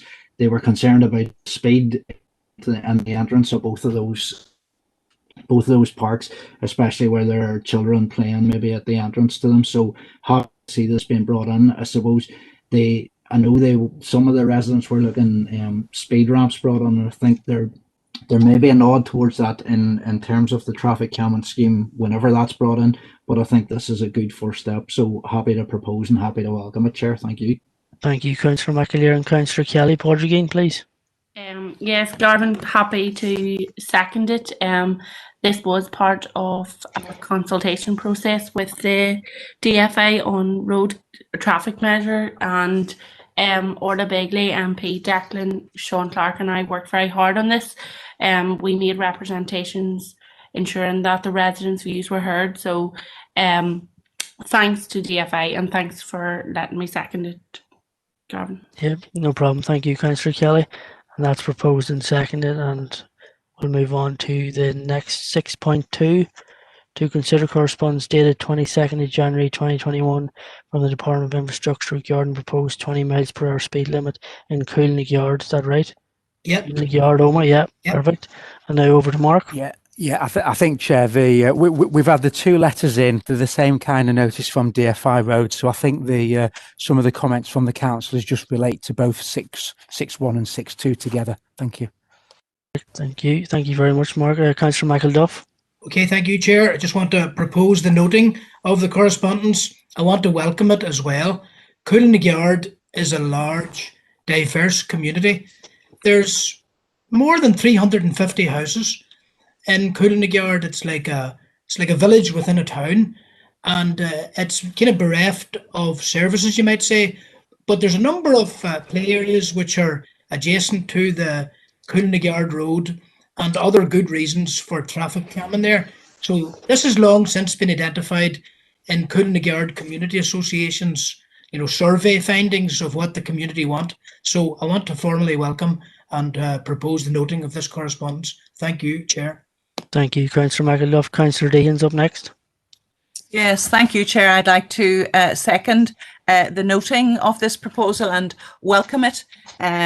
Coolnagyard is an area which houses a large number of families with young children, and their safety is absolutely paramount. And I'm very pleased that this measure has been introduced for safety reasons, and welcome it most sincerely. Chair, thank you. Thank you, Councillor Deehan. And Councillor Thompson's up next. Thank you very much, Chairman. It's good to be back on. I'm happy enough to support it as well and welcome it. I know we have been lobbied as councillors for Oban Town. We have been lobbied on this issue, and it's good to see it coming to fruition now. So happy to support. Thank you, Chair. Thank you very much, Councillor Thompson. Councillor Donnelly, Stephen Donnelly, please. Thanks, Chair. Yeah, I was just coming in to second it, but I'll just say that I do welcome this.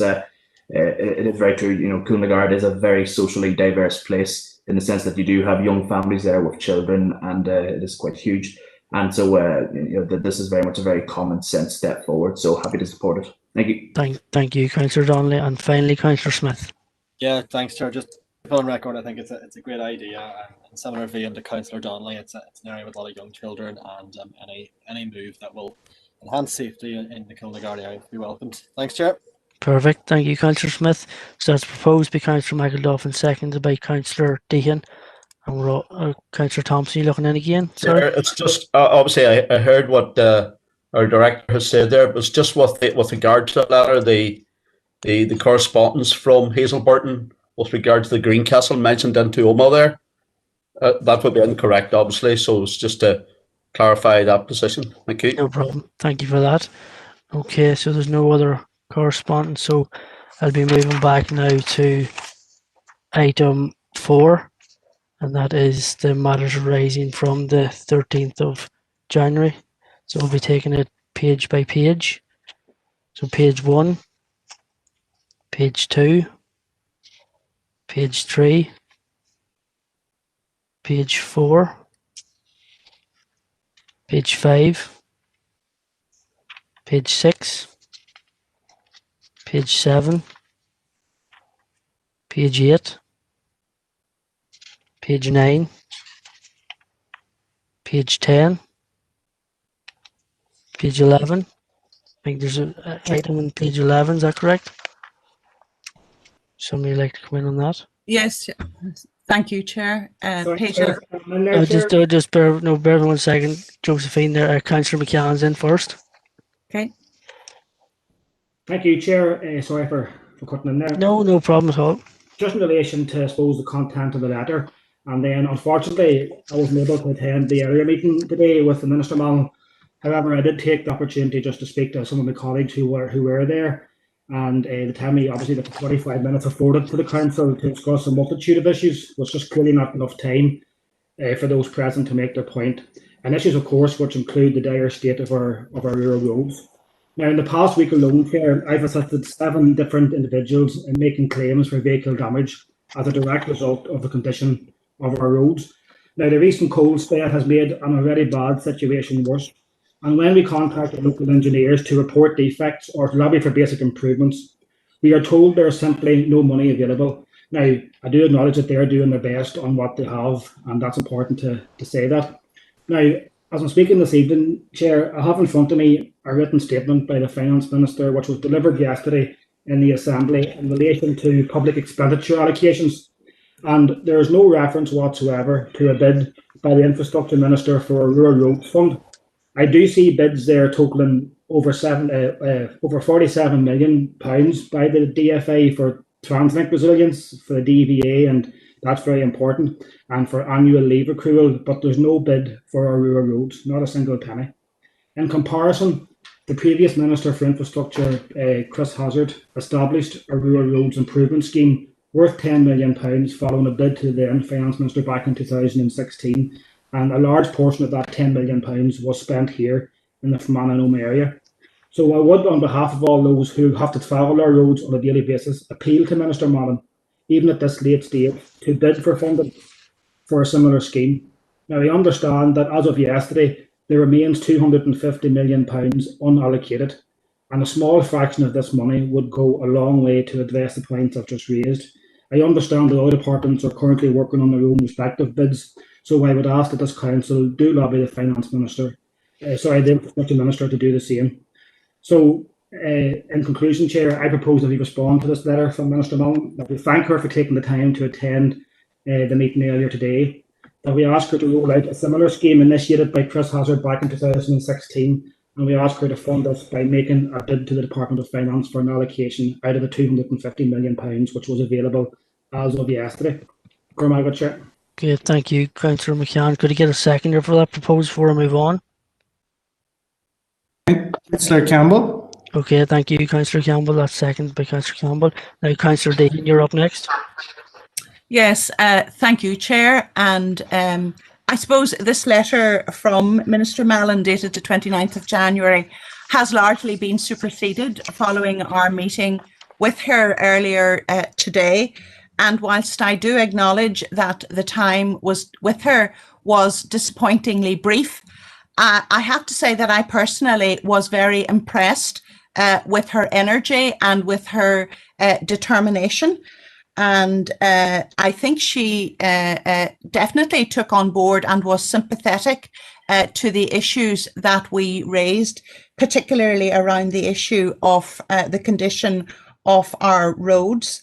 And she has indicated that 20 billion has been allocated to a roads recovery fund, of which 10 million is to be used for rural roads. So that's something that's welcomed, including 1.7 million to our own council area.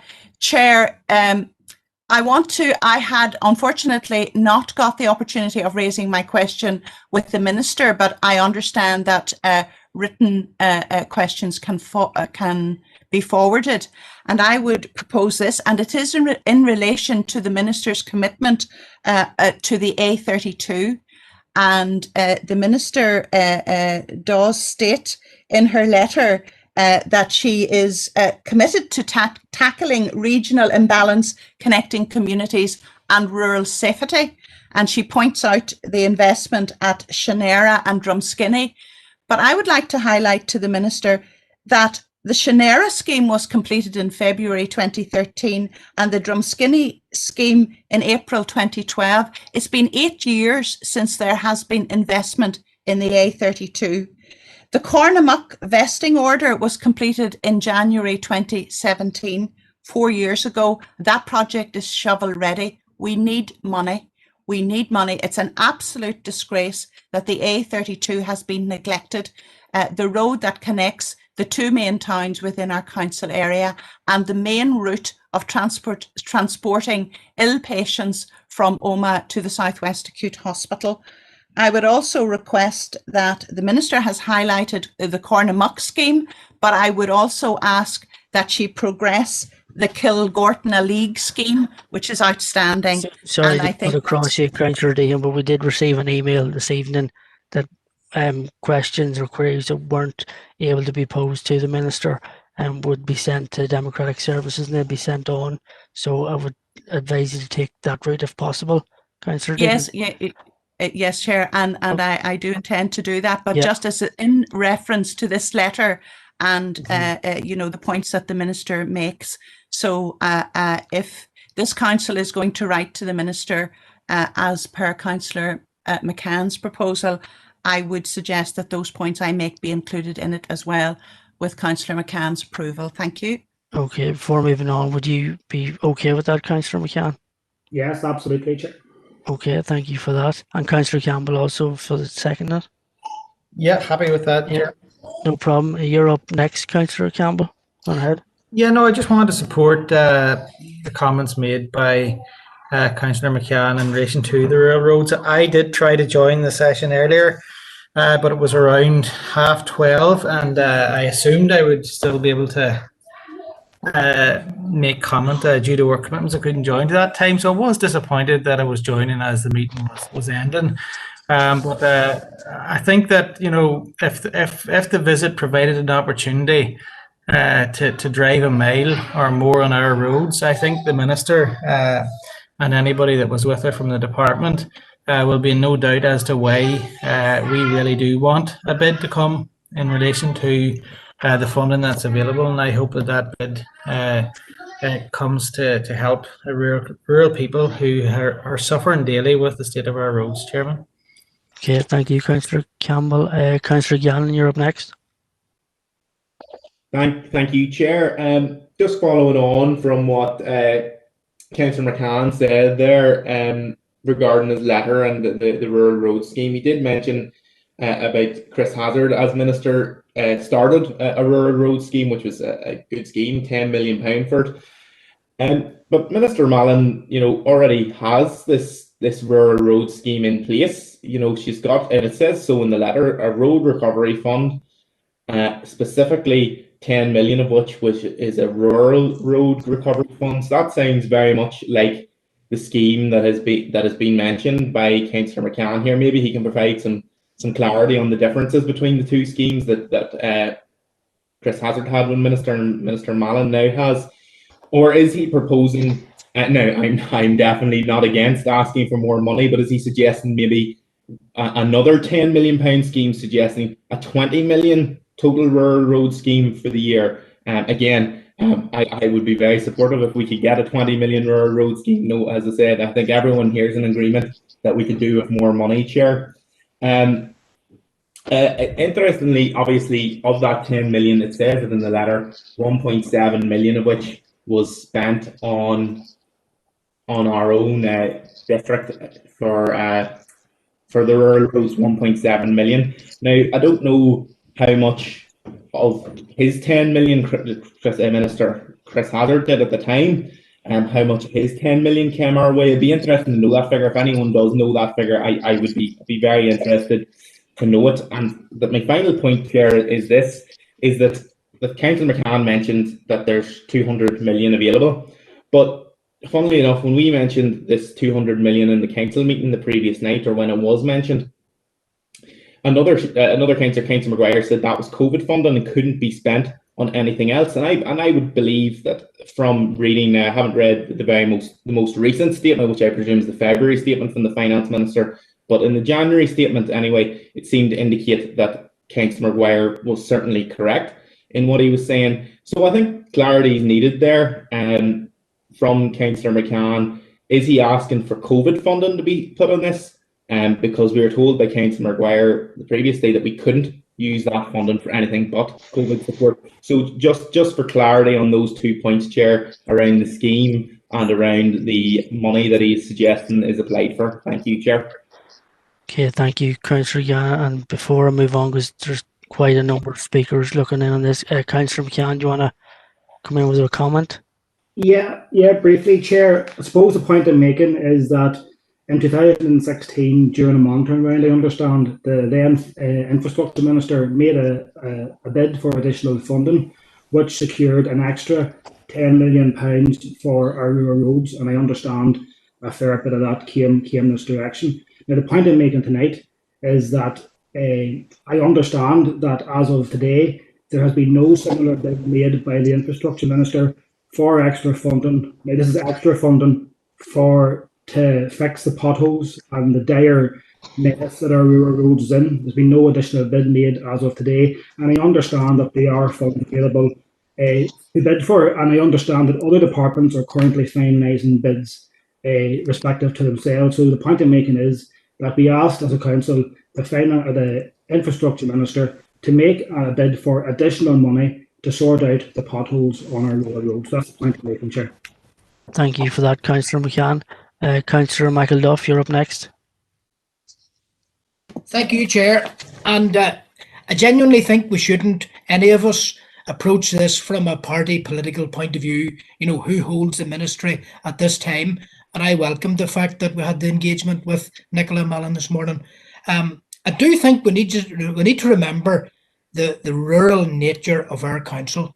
In terms of the north, we are quite distinct. The rurality and the rules don't work for us. Do you see 1,500 vehicles a day needed before you get a road gridded and all that? Doesn't work for us. During this meeting, I have received photographs from residents of Hawthorne Road. I think it's in the Mid-Tyrone DEA, but it's in rural Killyclogher. And the state of those roads and Hawthorne Road this evening is really, really diabolical. So I'm not playing the minister or playing the person here. It's the issue of rural roads. Now, the problem that I have with big figures being quoted, we got 1.65 or whatever of a 10 million allocation. For some reason, we can't see evidence of it on the ground. And we write to Road Service all the time about schemes that we want to propose, and they constantly say to us, it attracts low priority at this time because we have inadequate funding. My bigger worry too is for the middle and long term, because I am advised, for example, that the works depot at Arvely, that there isn't enough staff, that workers went out on voluntary exit some years ago, haven't been replaced, and section engineers have depleted teams. So we need staff resources and we need financial resources. And I would be supporting Councillor McCann's plea to the Minister to ensure that there is a timely funding bid at this time to the Minister of Finance and Personnel to allow cash to be released in an emergency. I think we have a rural roads crisis in both Tyrone and Fermanagh, and this needs to be acknowledged. Thank you, Chair. Thank you, Councillor Michael Duff. Councillor Garrity, you're up next.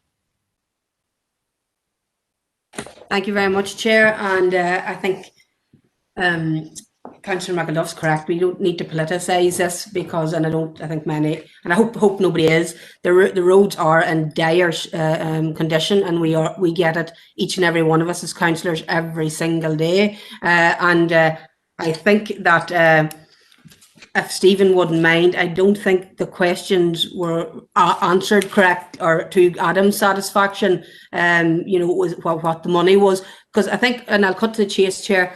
Is this possible? And I am one that wouldn't be sending money back if I was a minister anywhere. I would be in what you'd call the overdraft. We have that facility, and I certainly would be getting none back, certainly across the water. The money that was given to us, I think that's poor management on all sides, and that's going to cross the executive. So my point is, if this money can be spent on rural roads in West Tyrone, we do need to have it. Now, I have had 2 jobs last week done by Barry Colton and Sean Hackett, and I thank them for it, with Road Service. And in my talking to them, I did iron a few things out, and they says, Mary, if we did get a load of money, we couldn't spend it because we've so many furlough, we've so many here, there's so many isolating. Fair enough, go to plan B. The plan B is I have sourced and I can get people to do the work and spend many 100,000 in West Tyrone, and I'll even fire a bit up to Fermanagh to all my Fermanagh friends if I need to. But the fact of the matter is, you need a will. Well, there's a will, there's a way. This money is here, and there can be political, tennis being played all the time with the executive. And the fact of the matter is, if this money's here, in this letter, if Stephen had clarified, if he doesn't sure whether this is COVID money or not, I don't mind. But in the letter, if we could state to Nicola and whoever we need to copy in with it to make it effective, that this money I think has to be spent before the end of the financial year. And you see how long it takes us to get a play park strategy done up. So you can imagine to get £100,000 of road works or 200 or plus, how difficult that'll be in 2 months. But it is doable if there's the will to do it among the executive and ourselves. And there is personnel to do it. There is money there that we can complete these schemes. So in that letter, can it be addressed that this council needs desperately more money to bid for it, and that can the executive, underneath their own mechanism, they're going to have to change things to allow this money to be spent? Because if the road service people are off with COVID, we can't tell them to come out and do the Cornamuck Road. But if there's someone else that can do it, we need to orchestrate some sort of way that can be worked. And that's the bottom line here, because we can't perform miracles if people aren't able to work, and that will mean there would be, imagine, statutory rules somewhere in place. But listen, this is a unique situation. We're in a COVID pandemic, so things can be changed quickly, or should be. This is unprecedented times, so there needs to be a will. I certainly agree with writing a letter back if there's money. I want it down in West Tyrone and in Fermanagh and Omagh district. But that's the problem that the minister would be under, I imagine, is the time restraint, her personnel restraint, and then the bureaucracy of not being able to get outsourced companies maybe to do this work, and they're there. And plus, the onset of that would be, it would be giving employment to people that maybe normally wouldn't get it through road service. So that's what I would like in the letter, because that's the reality of it here, Chair. A letter to the minister to put in a bid that maybe at currently the conditions which she is impossible to get it or spend it. Them additions need to be put into the letter, and this has been genuine. That if there's a will, and say to the executive, this Fermanagh and Omagh can spend money down here, but here's the conditions, because I think the minister's hands is quite tied in getting that done. So if that could be added into the letter, Chair, I would appreciate it. Okay, thank you, Councillor Gardaí. I'll just bring in Councillor McCann to have a rebuttal on that. Okay, thank you, Chair. You might agree. Sorry? You might agree, Chairman. Well, yeah, no, I was going to get comment from Councillor McCann. That's what I meant. Yeah, well, I think that the proposal that I've made, Councillor Gardaí has more or less confirmed the points I'm making. So what I'm saying is, Chair, in my proposal is basically, in one sentence, I am appealing on behalf of the people of Fermanagh and Omagh that this council write Finance Minister and ask her at this late stage to make a bid for additional funding to fix our rural roads. Now, that's all I'm saying. Now, it isn't my responsibility as a councillor for West Tyrone to work out where them funds come from, but I do know for one thing for a fact, Chair, if I was finance or if I was infrastructure minister, I would at least be asking for it. Yeah, thank you. Well, so Chair, if I can just come back there. Briefly, Mary, briefly, please. Stephen, is he content that that's put in the letter? Then he seems to be largely content, because although it's not our job, and I accept Stephen's quite right, it's the executive job to get that fixed so that we can spend it. But if they fix it, we'll be fit to spend it. So it's a win-win. Sitting here as chair, listening to both there, it sounds like we're both singing off the same hymn sheet here, to be honest. Is that correct? That's it, Chair. Yeah, that's it. Yeah, absolutely. And I see there's a number of speakers, and I think this has really brought this point to a resolution. So I think, could we move on without having anybody else speak on this issue? Because we have this letter now proposed and seconded, and we're all in agreement. So could we all move on? I'll ask everybody to take their hands down, but if you would like to speak, keep it up now, please. That's it. Keep going. Okay, Councillor O'Coffey, you're up next. Briefly, please. Yeah, thank you, Chair. It's rather an unedifying squabble once again between coalition partners we've just witnessed, and we're all in the agreement, reality Councillor is, O'Coffey. We're all in agreement. I don't agree with it. I think that this issue has gone on for years. This is an issue that is. I remember meeting a DUP minister who was cutting back on support services for road services. I remember meeting a UUP minister who was doing the same. It continued under a Sinn Féin minister, and then it accelerated when there was no minister at all, and now it's continuing once again. And what this reflects is a complete and utter failure to properly fund maintenance services on our roads. And even the formula in the report, and I want to make a slight amendment to the proposal in the letter. We need to attack A, the absence of funding, true, but B, the mechanism. I think Councillor McElduff actually touched upon it. The mechanism under which this is calculated is based on usage and throughput and so on. That methodology assumes that wear and tear on roads is a direct proportion to actual numbers of vehicles on the roads, and it's not as clean as that by any means. And the other thing is that then they apply arbitrary thresholds to avail of certain levels of care and maintenance activities.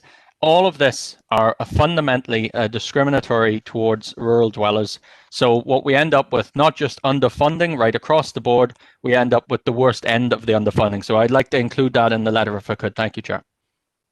Okay, I'll just go back to Councillor McCann.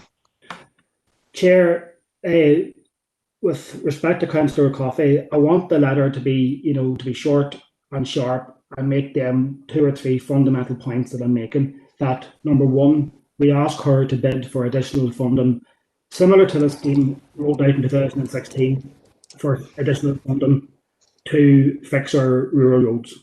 I want to keep it short and sharp. I think it's very, very important. Very, very. That's the point that comes across in my proposal. That's no problem. So you're sticking with your initial proposal, and that's already been seconded. Members, I think we are, well, most of us are all in agreement with this issue. Could we please move on? We've dealt with this item. We have a letter now proposed by Councillor McCann, seconded by Councillor Campbell, and input from. Sorry, who's that? Councillor Rainey? That's right. Chair, I really want to raise the issue about the A5. Just a week ago, we had a serious accident at close proximity to where I live, involving a tractor and an HGV lorry, and we have a young man seriously ill in the hospital since. And now my phone is red hot with the community asking that something is done to the A5. Now I see here that the minister would once again, give me a minute now, it's not seldom that I come in here. I once again reiterate my commitments to tackle regional imbalance and connecting communities and improving road safety, both the A5 project and the A32. Well, I would have liked the minister to tell us where exactly we're at with the A5 project. And I'm sure those who have spoken on the A32, they would look at the very decisive answer as to where they're at. Is it going to happen this year? Sorry to cut across you, but you would have received the email like all of us earlier on this evening. You can pose that question yourself. I received it. Yeah, so you can, pose that question yourself. It wasn't addressed, Chairman. Yeah, members, this here is going on far too long. We have an agreement on a letter that's going back to the minister. Yeah. It's been seconded, so I'm moving on with the matters arising. So if all members could take their hands down. Yeah. Chair, can I second Councillor O'Coffey's proposal just as a standalone letter, because I know Councillor McCann. I haven't got a proposal from Councillor O'Coffey. It was an amendment to his, so I'm moving on from that. Proposal then, sir. No, I'm moving on. That item is dealt with. I'm moving on. Matters arising. Finally, page 12. And can I get a proposer and seconder for that? Proposed, Chair, Councillor Thompson. Proposed by Councillor Thompson. Second that, Garvin Bernice. Thank you, Councillor Swift. And that is item 4 dealt with. Now back to any urgent or relevant business, and I was contacted by a few, and I want the members to be extremely brief on this. So first up we have Councillor Baird. You'd like to raise an issue? Thank you indeed, Chair. Colleagues would recollect the issue of road naming and numbering in Fermanagh. And it turns out, I didn't realise at the time, that it was purely a rural road naming. It didn't apply to roads and towns. And that has thrown up a few anomalies. I received correspondence today about Belnalek asking about getting Waterhen Lane and the Arney Road signed. In the Monet-Derrygonley area, you have an issue there, the Lehan Road. It goes from Monet to Derrygonley. You have a sign in Monet, but there's no sign for the Lehan Road because it starts in Derrygonley inside the 30-mile-an-hour speed limit. So I'm sure other councillors have similar issues like this. There'll not be that many of them, but there will be some. As I said, the problem seems to have arisen because the road naming and signage was only applied to rural areas. So, as I say, those anomalies are there. So, can I ask Mark if he can make any comment on that, or whether or not these anomalies can be addressed? Because I'm sure as individual councillors we could highlight them to them. Or the fact that I'm throwing a fastball here tonight, could we have a report back on it for the next meeting? You like to speak on that, Mark? Yeah. Yeah, Chair, maybe I'll take that one. Yeah, Chair, we'll take a report. I know the councillor has been in contact already with regard to the road naming in the urban areas, and it's something that we will take a look at, and we'll take a report back if that's okay to the member to a future meeting. Yeah, thank you very much, John. I mean, the Arnie Road's a particular case in point.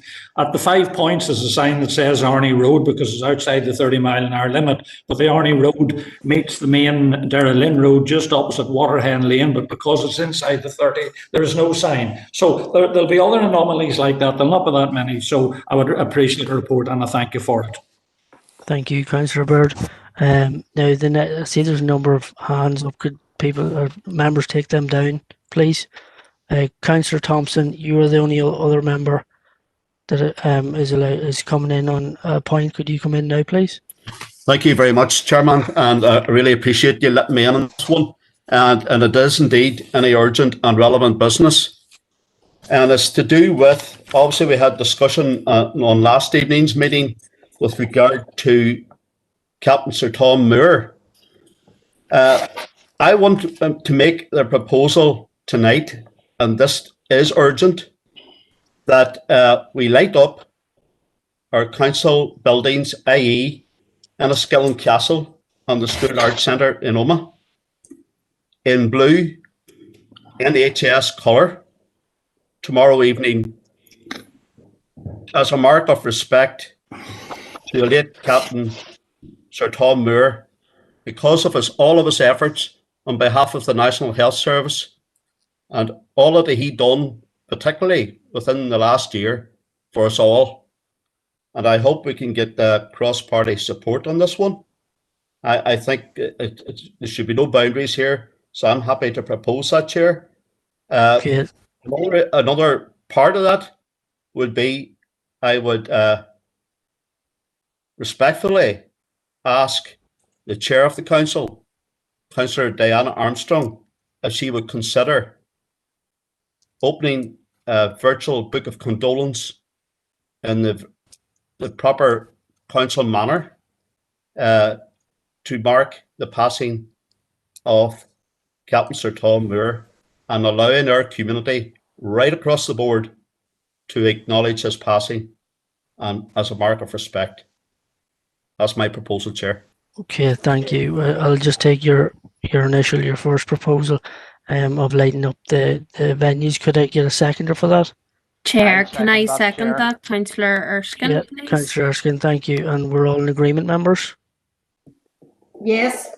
Okay, thank you very much for that. And with regard to the book of condolence, I'll bring in the Chair of Council, Diana. Yes, and thank you for that proposal. I welcome it, and yes, I am happy to open a virtual book of condolences in memory of Sir Tom Moore and the amazing fundraising he carried out in the last year. Thank you, Chair. Okay, thank you. And we are all in agreement with that, members? Chair, can I come back there? And can I thank Councillor Erskine and our Madam Chairperson of the Council for doing that. I really appreciate that, and everybody for their support. It's just worth bearing in mind, Chair, that through his fundraising efforts, the Western Health and Social Care Trust gained £112,000 towards our trust area, and the Southern Health and Care Trust gained £109,000. So we all benefited from the funding that he raised. And thank you, Chairman, for letting me in. I really appreciate that. No problem at all. Thank you. And I did misread. I do actually have another member that would like to come in and ask about an urgent business. Councillor Gannon, please. Thank you, Chair. This is just one piece of urgent business. It's something we've discussed before, and it's regarding St Mary's Brala and the Parent Action Group application for a shared space programme with the Peace 4 programme. The Parents Action Group has put in a number of freedom of information requests, which I'm sure they'll share the information with any councillor if they choose to. But essentially they found that CCMS has influenced the Department of Education position and caused them to go from being favourable to the project and approving it to a position where they are now saying that they shouldn't have it. And there's a few questions based on coming from that, Chair, that I have. Is first of all, is that we write to the Department of Education and CCMS to ask for an immediate removal of any blockages to allow the project to begin. And this is as well because the Freedom of Information discovered, Chair, that CCMS and the DE have had no things like this in other projects in the past. So the DE has never had to give approval before. It's normally just been Board of Governors and gone. And away it goes. They had the Governor's approval previously. So obviously we want the immediate removal of the blockages to this, and we need an immediate reply because the deadline for them to get this approval is the 15th of February this month. Could we also just inform the relevant officers who work on the Peace 4 partnership, inform them that we are asking for this and ask that they consider going to SEUPB for an extension to this project, depending on the outcome of this request, Chair, that we as Council are putting forward. Thank you. Okay, thank you, Councillor Young. Councillor Feely, you have your hand up. Do you want to speak on this issue? Yeah, thanks, Gareth, for letting me in there. Yeah, I'll second that. And we have requested for this information before, and I remain proposing a couple of months ago, but they were slow to come back of it. And Adam and myself have been working on this with the action group and with Peace 4, because I was chatting to Deborah about it the other day. So yeah, happy to second it, but hopefully they'll get, because you're not playing the 15th of February coming, this causing a lot of obstacles, so hopefully, but I don't know. Okay. Yeah, that's perfect. Thank you, Councillor Feely. Councillor Clark, you're looking to speak?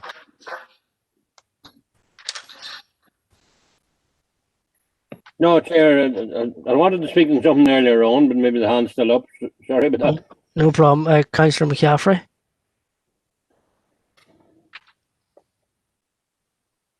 Oh, apologies, Chair, my hand must have been up in error. Sorry. No problem at all. Councillor Coyle.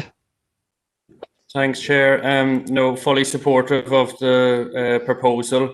I find it absolutely disgusting that CCMS and the Education Authority have done this, and I fully support the school in getting the funding, and we get to the bottom of this and it's sorted for the pupils and their development. Thank you. Okay, thank you for that. And that proposed and seconded by Councillor Gannon and Councillor Feely, and we're all in agreement with that. Okay, thank you, members. Okay, that brings us on to confidential matters. So we get a proposer and seconder to go into committee. Propose that, Gavin. I'll propose it. Proposed by Anthony, thank you. Councillor Deehan. Okay, I heard Councillor Deehan there, so second by Councillor.